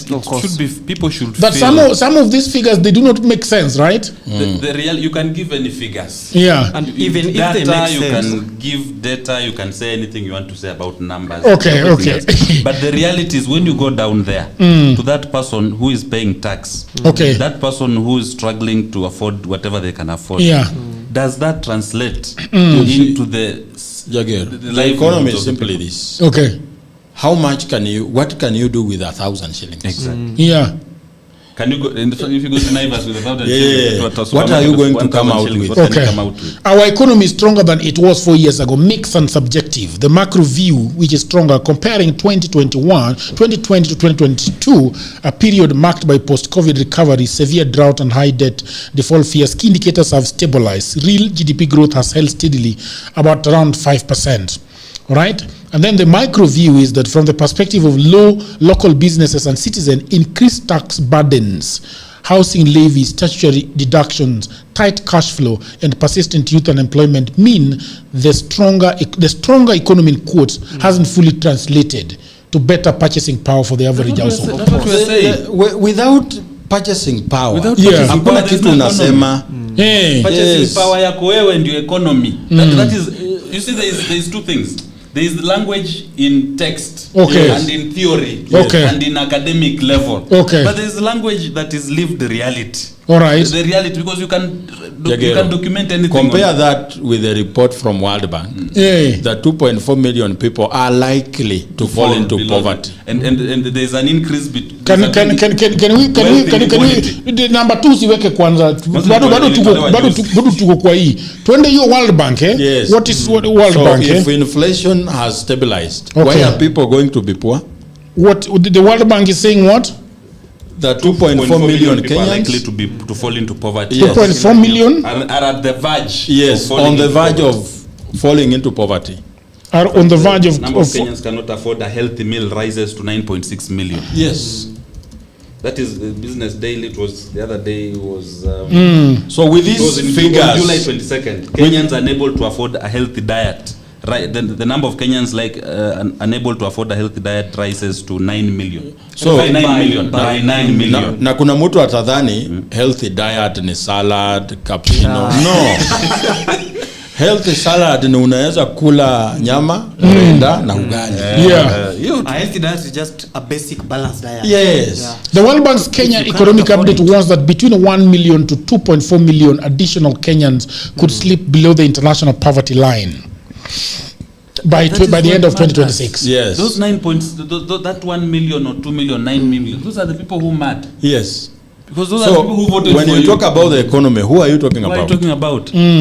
Let's go to the next one. There is the next picture, so that we have a look at the next picture. The next picture is saying that Kenya's future will not be written by a few, it will be written by all of us. What does that mean? Is that? That's complete rhetoric from William. Hiyo kweli na kubali. Hiyo ni William Ruto amesema andika hiyo. William Ruto amesema andika hiyo. Yes. Ama sisomi. That is his thinking kabisa 100%. That's not communication.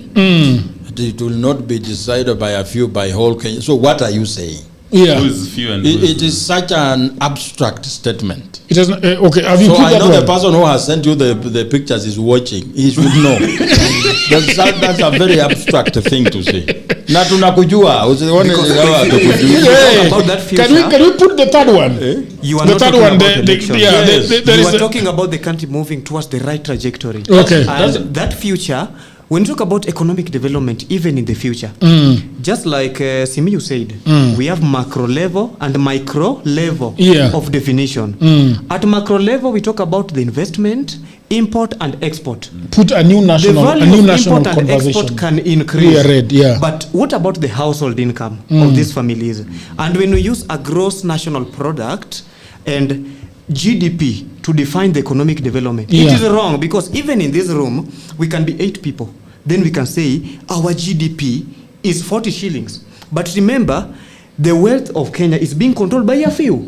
So you are having masses behind these a few, and you are coming to tell us our economy is growing. It is completely a wrong trajectory and a method of defining economic development, because economic development is simply defined as the ease of you as an individual achieving your basic need. You see. But now if you have a problem with, in fact, having even 2 square meal in a day, can you come and talk about our economy is growing? Unaweka the wrong things.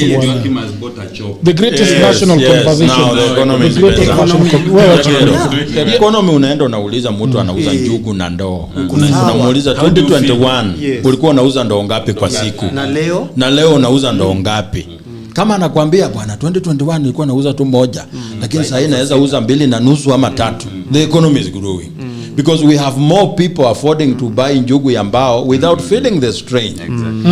Somebody is saying that your definition of economy is very pedestrian. Yes, it is pedestrians who matter. It is pedestrian. It is not the people who matter. Pedestrian. If pedestrians who walk at the family level. If pedestrians cannot say the economy is better, yes, it doesn't matter who else is saying it. If a pedestrian cannot get into a matatu, cannot afford a matatu. It's the same way, Jagero. Actually, if you want to define the economic development of Nairobi, you don't go to Kiari nor Kilimani. No. You go to Mathare and Kibra and Buruburu. Sasa yeye amesema hivi eti ndio aonekana amesoma. Jinga kabisa. And again they're talking about investment, Jagero. How can you talk about investment and you see the government doesn't owe us employment. And that is true. The only thing the government owes is policy and environment. So if you're talking about investment, which kind of policy and environment are you providing for investors? Are you the same person who is coming and telling investors? But have you gotten the one that we're talking about? You see, we should be factual with everything we're talking about. You see, Jagger. Okay, so this one is saying a new national conversation, the greatest national conversation since the adoption of our constitution begins tonight. No. Conversation. No. The only conversation we are having as a country. So next put the one that starts in 2010.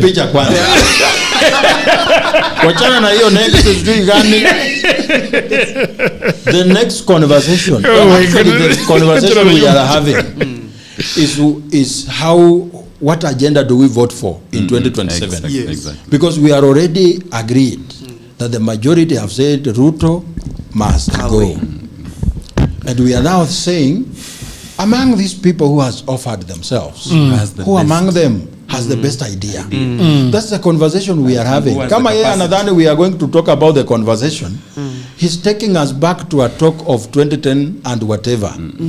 They talk about conversation, the constitution, we say tawe, kwa sababu we know what we are talking about. It's not him to tell us. We know, we are the wearers of the shoe. We know where it's pinching. President Ruto must be an altruistic man to come out and say, Kenyans, you gave me a term of 5 years. Okay. I have failed. I am sorry. Let me stay on the sideline and watch how another person leads this country. Towards prosperity. Yes, and I saw him in Amagoro the other day. Prepare the picture that starts in 2010 we gave ourselves. No, he wasn't. This same conversation about the constitution. Okay. I remember William Ruto one day in Parliament when the discussion about the new constitution was going in. Vehemently speaking against this document, asking members of parliament at that time that tell me, if you people seated here can agree to go and become councillors in counties, that is the choice of his words, to actually trivialize that document that was coming to give Kenyans freedom and democracy. So today, he calls a presser in the evening that a conversation about the constitution we were given in 2010. Mr. President, who do you think we are? Okay, then let me read it now that you have second guessed me. In 2010, we gave ourselves constitution worthy of our dreams. Our task now is to build a nation worthy of that constitution. Democracy and development must advance together. We must think beyond politics and election cycles. We must transform constitutional ideals into measurable progress. This is the defining responsibility of our generation. Hakuna. Democracy gani? Rex Masai is not alive because of how he responded to democracy. Denzel Omondi died based on how he responded to democratic voices. Boniface Kariuki was shot point blank in a demonstration, and he was not a threat to anybody. Of course. So before we talk about democracy, we must account. We must account for those people.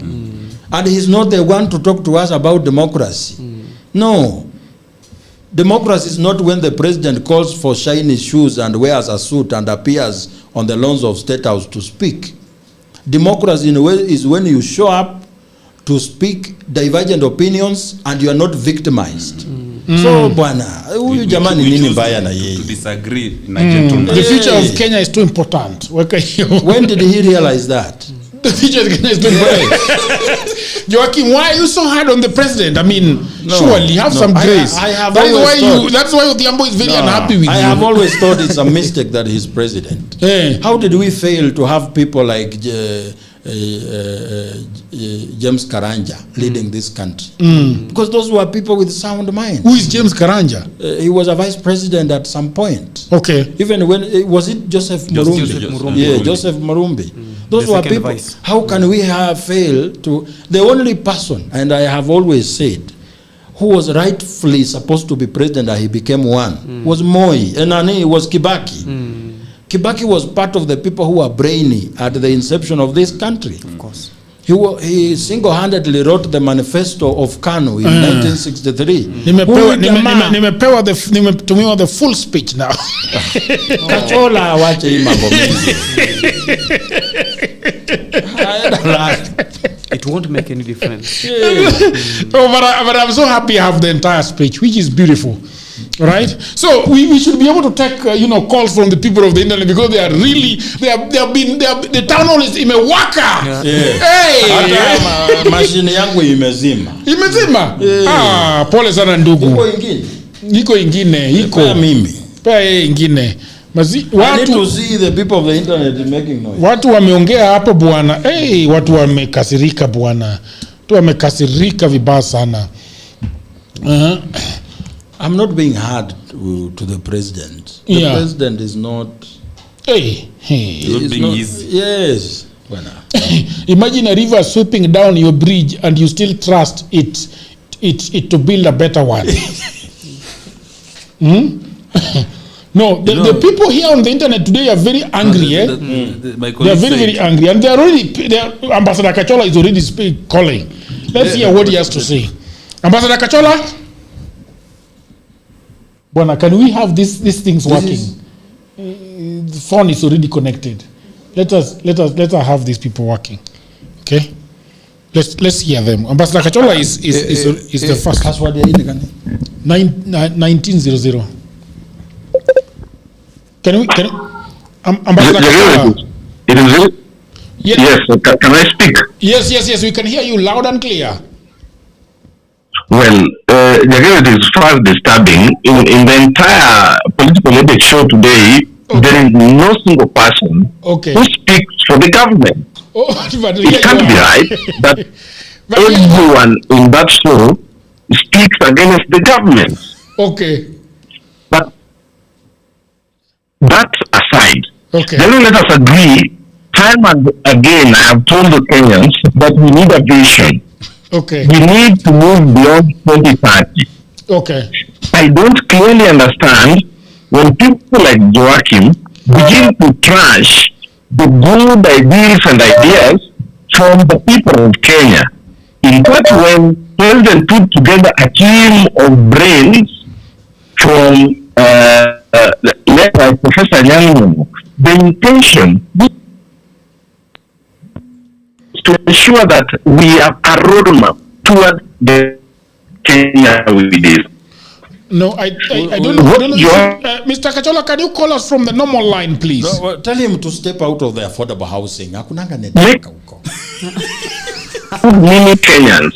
Yes. Let it be known to everyone. Okay. That this vision is beyond politicians. It's beyond Safina Party. It's beyond Joachim and his ilk. This is a vision for Kenyans by Kenyans for a greater good. Let us all agree, Jagero, that we cannot get stuck at a point. I keep losing you. Are you able to call us on the normal line? Then Kenya cannot move forward. Can you call us on the normal line? We can hardly hear you because you keep breaking. Can you call us on the normal line? Can I make a space caller? Yeah. It's not working very well. Hello, how are you doing? What's your name and where are you calling us from? Yes, Mr. Jagero, good evening. How are you? Good evening. How are you doing? What's up? Where are you calling us from? I'm calling from Dubai. I wanted to say, today I'm very surprised. Okay. All I heard from that speech was abuju, buju, buju. Abuju, buju, buju. And exactly. Yeah. And for a speech to be taken like it has to take the whole machinery to explain what Star said, then I think we have a problem. So hiyo speech umetumiwa, sisi tunataka uiweke kwa AI generated tujue what percentage is AI generated. That is all we want to know. Because I think and I'm very worried. In fact, I'm very worried because juzi nilisikia Bizwenya akisema kuna pesa imemwagwa kutoka State House kwa podcast. And the way you're receiving these speeches inanitia wasiwasi with this podcast. Yes. What is your percentage? My percentage of what? Unajua Bizwenya alisema kuna pesa imemwagwa kutoka State House. Yes. But what I've been sent is the speech. I mean, what else I've been sent but the speech. But we are hitting government on this podcast. And also this podcast is very critical of the government. So what are you saying, my brother? You've been paid to criticize the government. My worry I've been paid to criticize the government. No, you've been paid like, it was the money was spent for praise and worship. Okay. But and now you have been sent speeches. There is nobody singing praise and worship. Unatumia speeches na unatreateniwa tunangoja huko chini. So I'm worried for you. Critical podcast right now that is having more than 1,500 people watching live. Exactly. In Kenya. That's why I'm saying I'm worried for you. Maybe ulitokea kitu alafu umegeuka. Labda umefanya kielkalao. What? I think you have done kielkalao. Wewe umefanya kielkalao wewe. No. So that's why I'm worried. No. I'm worried for you, my friend. I'm just worried. Thing is because they know that we are having a very important conversation tonight about what is going on. So even the pictures are being sent. They're just pictures that of quotes from the speech. So don't be worried. You better be worried in Dubai because Iranian missiles. I'm worried for you, my friend. Sitaki kubari kwa hapo chini. Sitaki kubari from just around there. Me, I am very happy by the way that I'm getting all these things from the government or whoever they are, because they actually recognize that we are having a very good conversation and they need a rebuttal, because the way Odhiambo has called me from Kisumu ni kama kitu imeharibika mpaka kawaida. Wanamuuliza what is going on? Now we have to ask Odhiambo kama unajua Odhiambo anaweza kuwa receive kama vile audience net watu wana receive kwa badili ya government. Sasa labda Odhiambo amereceive hiyo pesa in the name of political headache. That's why unaona hizo speech zinakuja na threat. For me, I'm just worried for you. I'm just worried for you. Anyway, hii hapa ni just. Usichukulie things serious. Okay, very good. Thank you. All right. Kachola was supposed to call, but I don't know where he's. He should. So I think. Going forward. Like we are saying, we have nothing. It's not personal. Yeah. When. Hello. Yes, somebody's calling. Hello. Hello, Jagiro. Yes, we can hear you. Good evening. Good evening. This is Duncan from Kisi. From? Kisi town. Yes. How are you doing? I'm doing well, sir. Yes. What I want to rebuttal was how Jagiro has put out loud and clear. Okay. I believe that everything that he said is being it was against understanding. I can't hear properly. You're saying? I'm saying. Yes. The everything that this government is doing is working against us as low-earning citizens of this country. Okay. Where some of us are getting poorer and some of us are getting richer. Okay. Yeah, so I don't think whatever the president was going to put out was going to help us as Kenyans. What do you think the government should have told you today, this evening? No, you remember, President Ruto has been in power for 15 years now. Okay. And Vision 2030 has been on to, I think, 2004 or so. Okay. So he has led the Vision 2030 more than half of the period. All right. So what has he done different that the remaining 3 years the Vision 2030 2030, we are going to see questions from the 15 years that has been on power. Okay.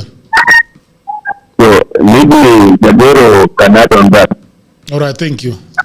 So the gentleman is saying that when was the Vision 2030, floated and started operational?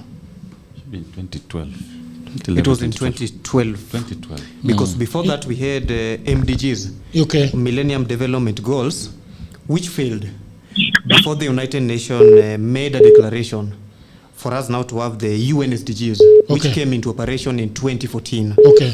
So I've had the ambassador from somebody calling himself ambassador. And I think my message to the ambassador is that, number one, ambassador himself should define what a vision means. Okay. Because you see, a vision is all about the future. But what about the current situation? So even as we move forward with the future, what President William Ruto is supposed to tell us is that so far I've achieved the following. And should you give me a second term?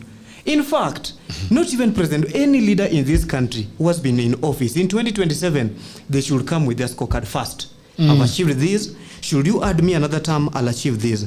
And now, on this issue of borrowing, to be genuine, Kenyans have no problem with borrowing. But Kenyans have problem with how the money which is being borrowed is being used in the country. You cannot borrow $1 trillion shilling. How are you borrowing? And how are you borrowing? And then you steal half of it, or you misappropriate half of it, then you expect the same people to be happy with you. And this guy who said about Jagero, maybe the question of, nowadays you love opposition and everything, the role of journalism is to inform the society. And a journalist is like a giant with the powers of a lion.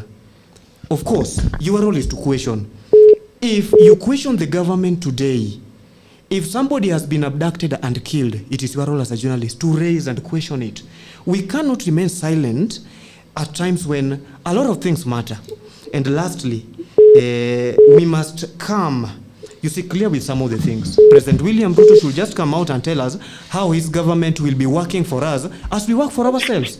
We don't want jobs from the government here, but we want the environment. There is somebody in the call. Hello? Hello, Jagero. Yes, how are you? What's your name and where are you calling us from, my brother? Yes, mimi naitwa Roger, napiga kutoka Iten. Iten? Yes. Huko mnasema Ruto must come. Kuja nyumbani kabisa. Very good. Bwana wewe koma. Hujasikia nimetumiwa mavitu kutoka State House?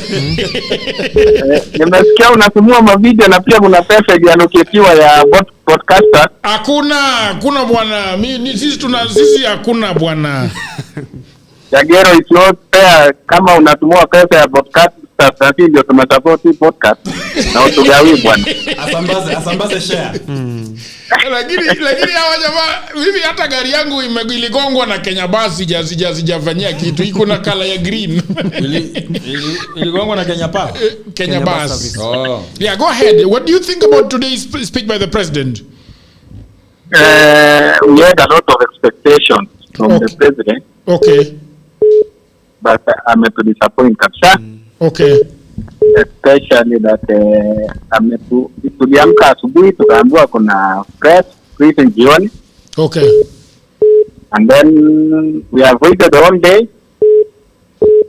Alafu around saa 10 tunaona Rigathi Gachagua anatuambia what the president will be telling us. Yes. What did he say by the way that the president will be telling us? Na kweli kufika saa 1 the same thing ni Gachagua alisema is the same thing the president anatuambia. Yeah. But naona watu Twitter wanasema ni kama kweli alikuwa appoint Uhuru. Lakini Gachagua alijaribu hesabu. All right, asante sana brother.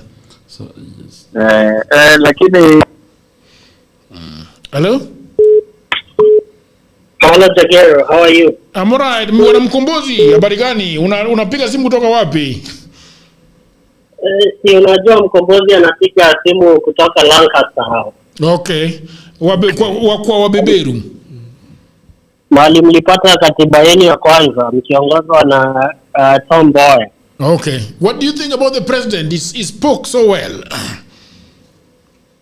I mean, of course, he speaks the words he put out very well, but he said nothing. Okay. Kwa sababu Jagero, Kenya's biggest problem is not lack of vision. Tuko na vision 2030, tulikuwa na vision after independence, lakini hiyo mambo yote hakuna yenye imetimia. Because and the person to carry on a vision is not this current guy that we have now. Jagero, just how in 2022, this guy came up with a grand manifesto with big ideas, with a grand vision to transform the hustler. Saizi ya hustler ametransformiwa, hajatransformiwa. And now he's coming up with another document about things that are going to be done about Kenya in 2060. And he's not going to be there to be held accountable on those things, Jagero. Jameni, si turudi kwa ile manifesto yenye alitupromise vitu za 2022 kwanza afanye kabla saizi yako uhai, kabla ya kutupromise things that will be done in 2060. So for me, I don't buy this thing. I just think it's something to divert the current, collapse in their campaign that's going on. The total collapse of this regime's reputation. Now, Jagero too, hata niseme kitu ingine, because you guys mentioned about they're saying inflation has fallen, Jagero. Yes, those are big numbers, but Jagero, between now and 2022, bei ya gari imepanda ijapanda, bei ya mafuta imepanda ijapanda, bei ya mayai imepanda ijapanda. These are the things that matter. Rent imepanda ijapanda. Which inflation has fallen, Jagero? So akikuja hapo watuambie inflation has fallen. This is not, I agree with Akina Simiyu. That's not the reality on the ground. Maybe imeanguka kwa the economic report, but reality ground, Mathare, Mukuru, Kibera, hakuna kitu imefanyika. Thank you, brother. Is just total rubbish. All right. Hello, how are you? What's your name and where are you calling us from? Yeah, my name is Bob from Nairobi. Bob, how are you doing? I'm good, my brother. Yeah, how is BMAC Security Services doing? BMAC Security is very good, yeah. Okay, talk to me. What's going on here? I mean, are you happy with the president's speech? I am 100% disappointed. My brother, I'm very 100% disappointed. Okay. Yeah, number one, you can't tell us about Vision 2060 when you've not even kept the promise of reducing the cost or the price of gas from 2,800 to 300 that you promised. You have not even answered us the debt, the country. It's called the borrowed money, the money borrowed by the government, and now you've not even told us that. You are telling us about the vision, whereas the money that is borrowed is stolen 100%. Number three, my brother, you cannot tell us that, Sifuna, allow me to talk about Sifuna, my brother. Sifuna talked something very well, a few issues here and there, about affordable housing. Affordable housing, you build a flat of 17 floors that do not have lifts. How do you expect children who go to school and all that? Because those are the questions that Sifuna are asking on our behalf. Very many. 17 floors. Hello? In villages. Yeah, so we didn't get anything. Actually, it's called zero. My last point is this, my brother. No, they're in villages where the people own their Are we together? homes. Yes. Yeah, my last point is this. We've got the issue of the university funding and all that is collapsed. Today we've seen hospitals do not have drugs and all that. The doctors have gone on strike, and now he's telling us about Vision 2060. And then the worst part of it, he refused to get or receive questions from the press because he knew he was going to score zero. That is my point, or those are my points, my brother. So I think kuna watu wengi sana. Wanaongea sana. Kuna watu wengi. I want to say something. Yes, say something. There is somebody on call, but you say it quickly. There is a problem. You look at the president and the government, the way it's behaving, and the politics. It speaks to the kind of politics we have. The politics that is unrelated to the issues of the people. The politics that has stuck in 90s while the people have moved and are in 2026. So we have a population that is fully aware, that is fully informed, and the politics of performance, it's performative. I was talking about politics where you do things to be seen or you do things to appear like you have done something, but in real sense, you've done nothing. And people can see through that bullshit. And that is one of the problems that I think... Can I speak? Yeah, you can speak. Yes, you can speak. Go ahead. What's the name and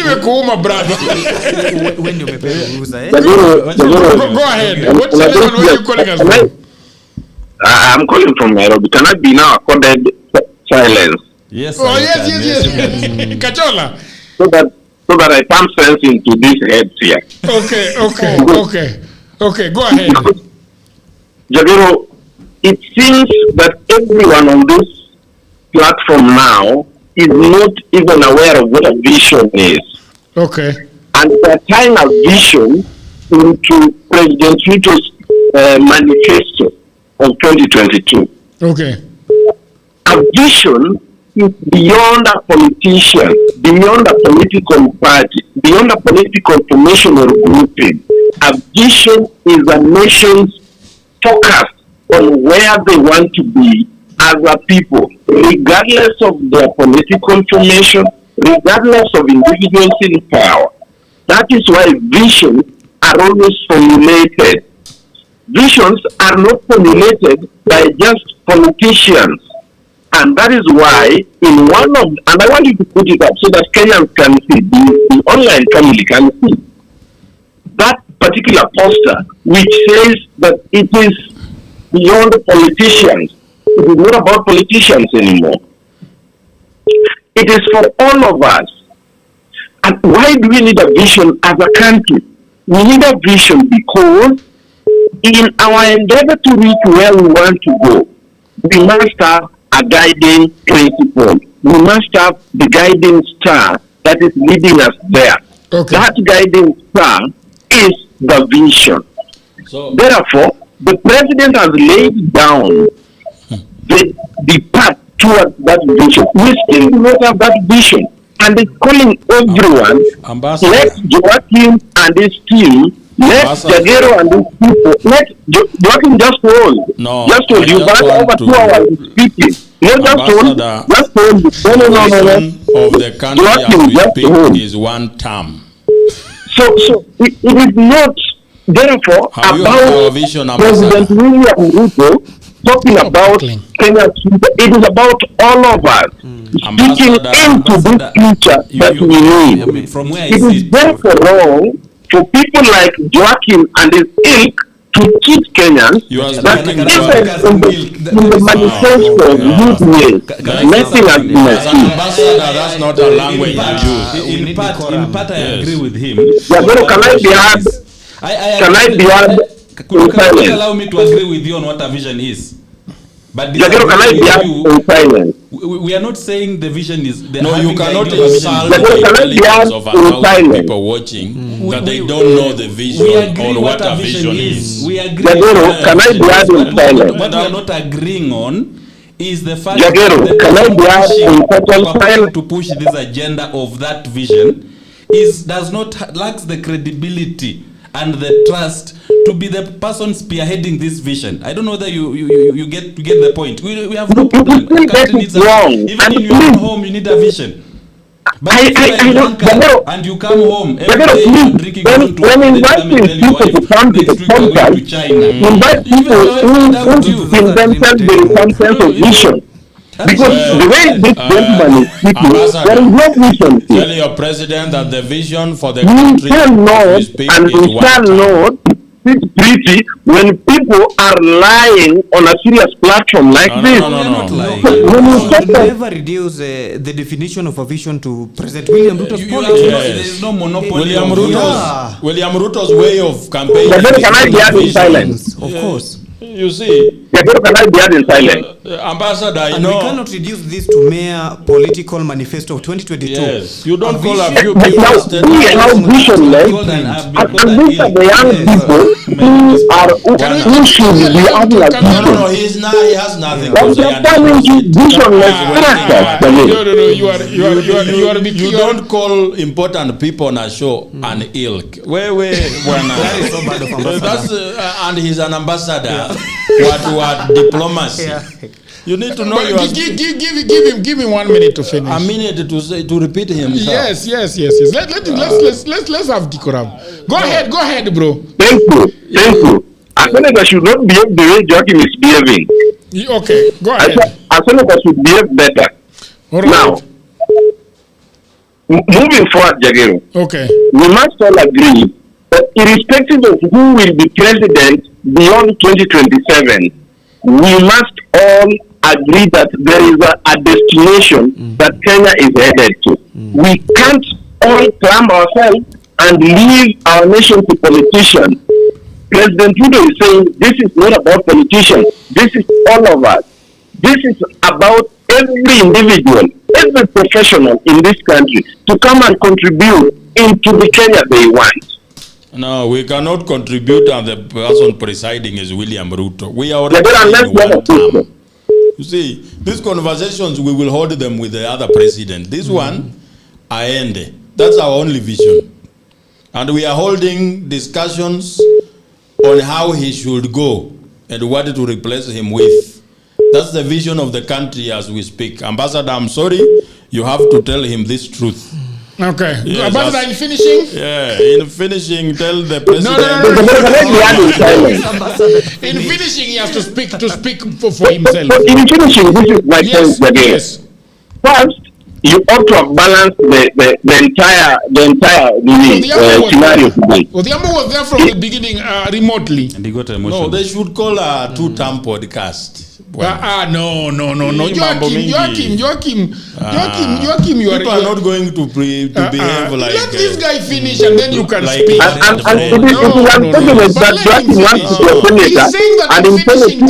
This panel should have been balanced. Okay, go ahead. Where is the balancing scale? Therefore, I have even used my own resources to share with Joachim the speech so that he can go through it. I've even summarized it for him in point so that he can read and understand. I will take the opportunity educating where necessary on this particular issue. Okay. No, Kachola must understand that I am the one who will sign his appointment letter after 2027.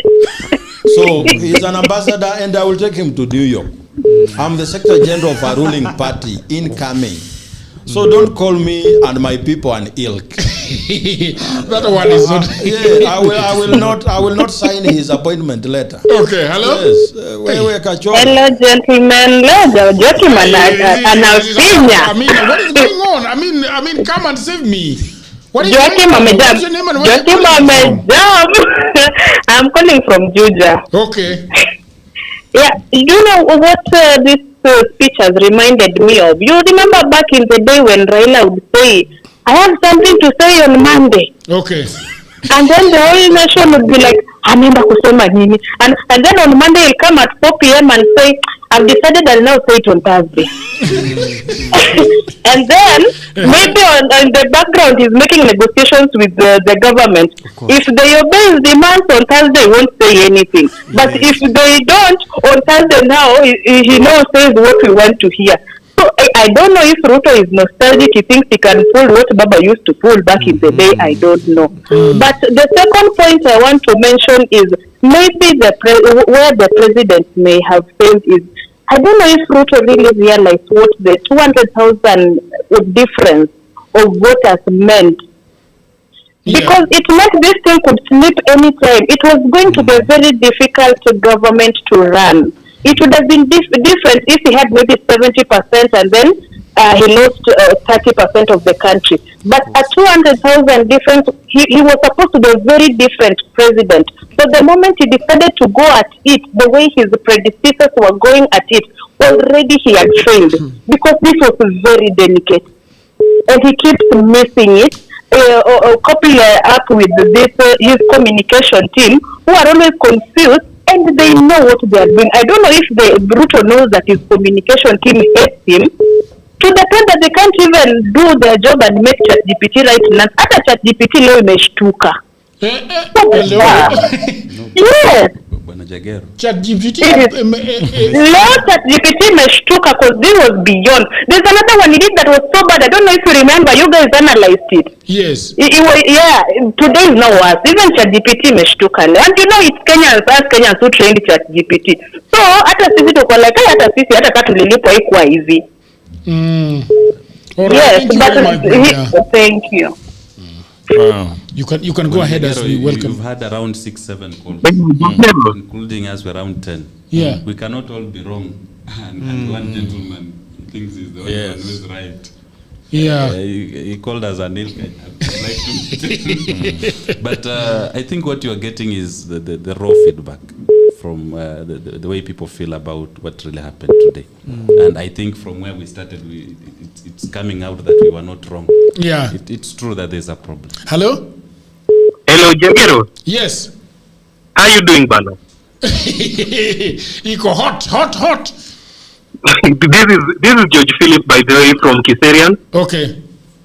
And a big fan of the show. Thank you very much. What do you think about the president show? I mean, it was well written. I don't know what the problem is. Achana na president anajaribu zile tactics za Raila zile. But ambia Joachim apunguze moto sana. Ambia Joachim apunguze moto sana. Hata serikali ikiingia, even Jimmy Wanjigi will not be this angry. Hata mwambie hata serikali ikiingia tutakuwa naye hapa kwa street, ndio atafukuzwa wa kwanza. Okay. Wacha nifukuzwe. Sema, what do you think of the president's speech? Has he gone? Oh. Hello? Hello? Hello? Yes, hello. Yes, what's your name and where are you calling us from, brother?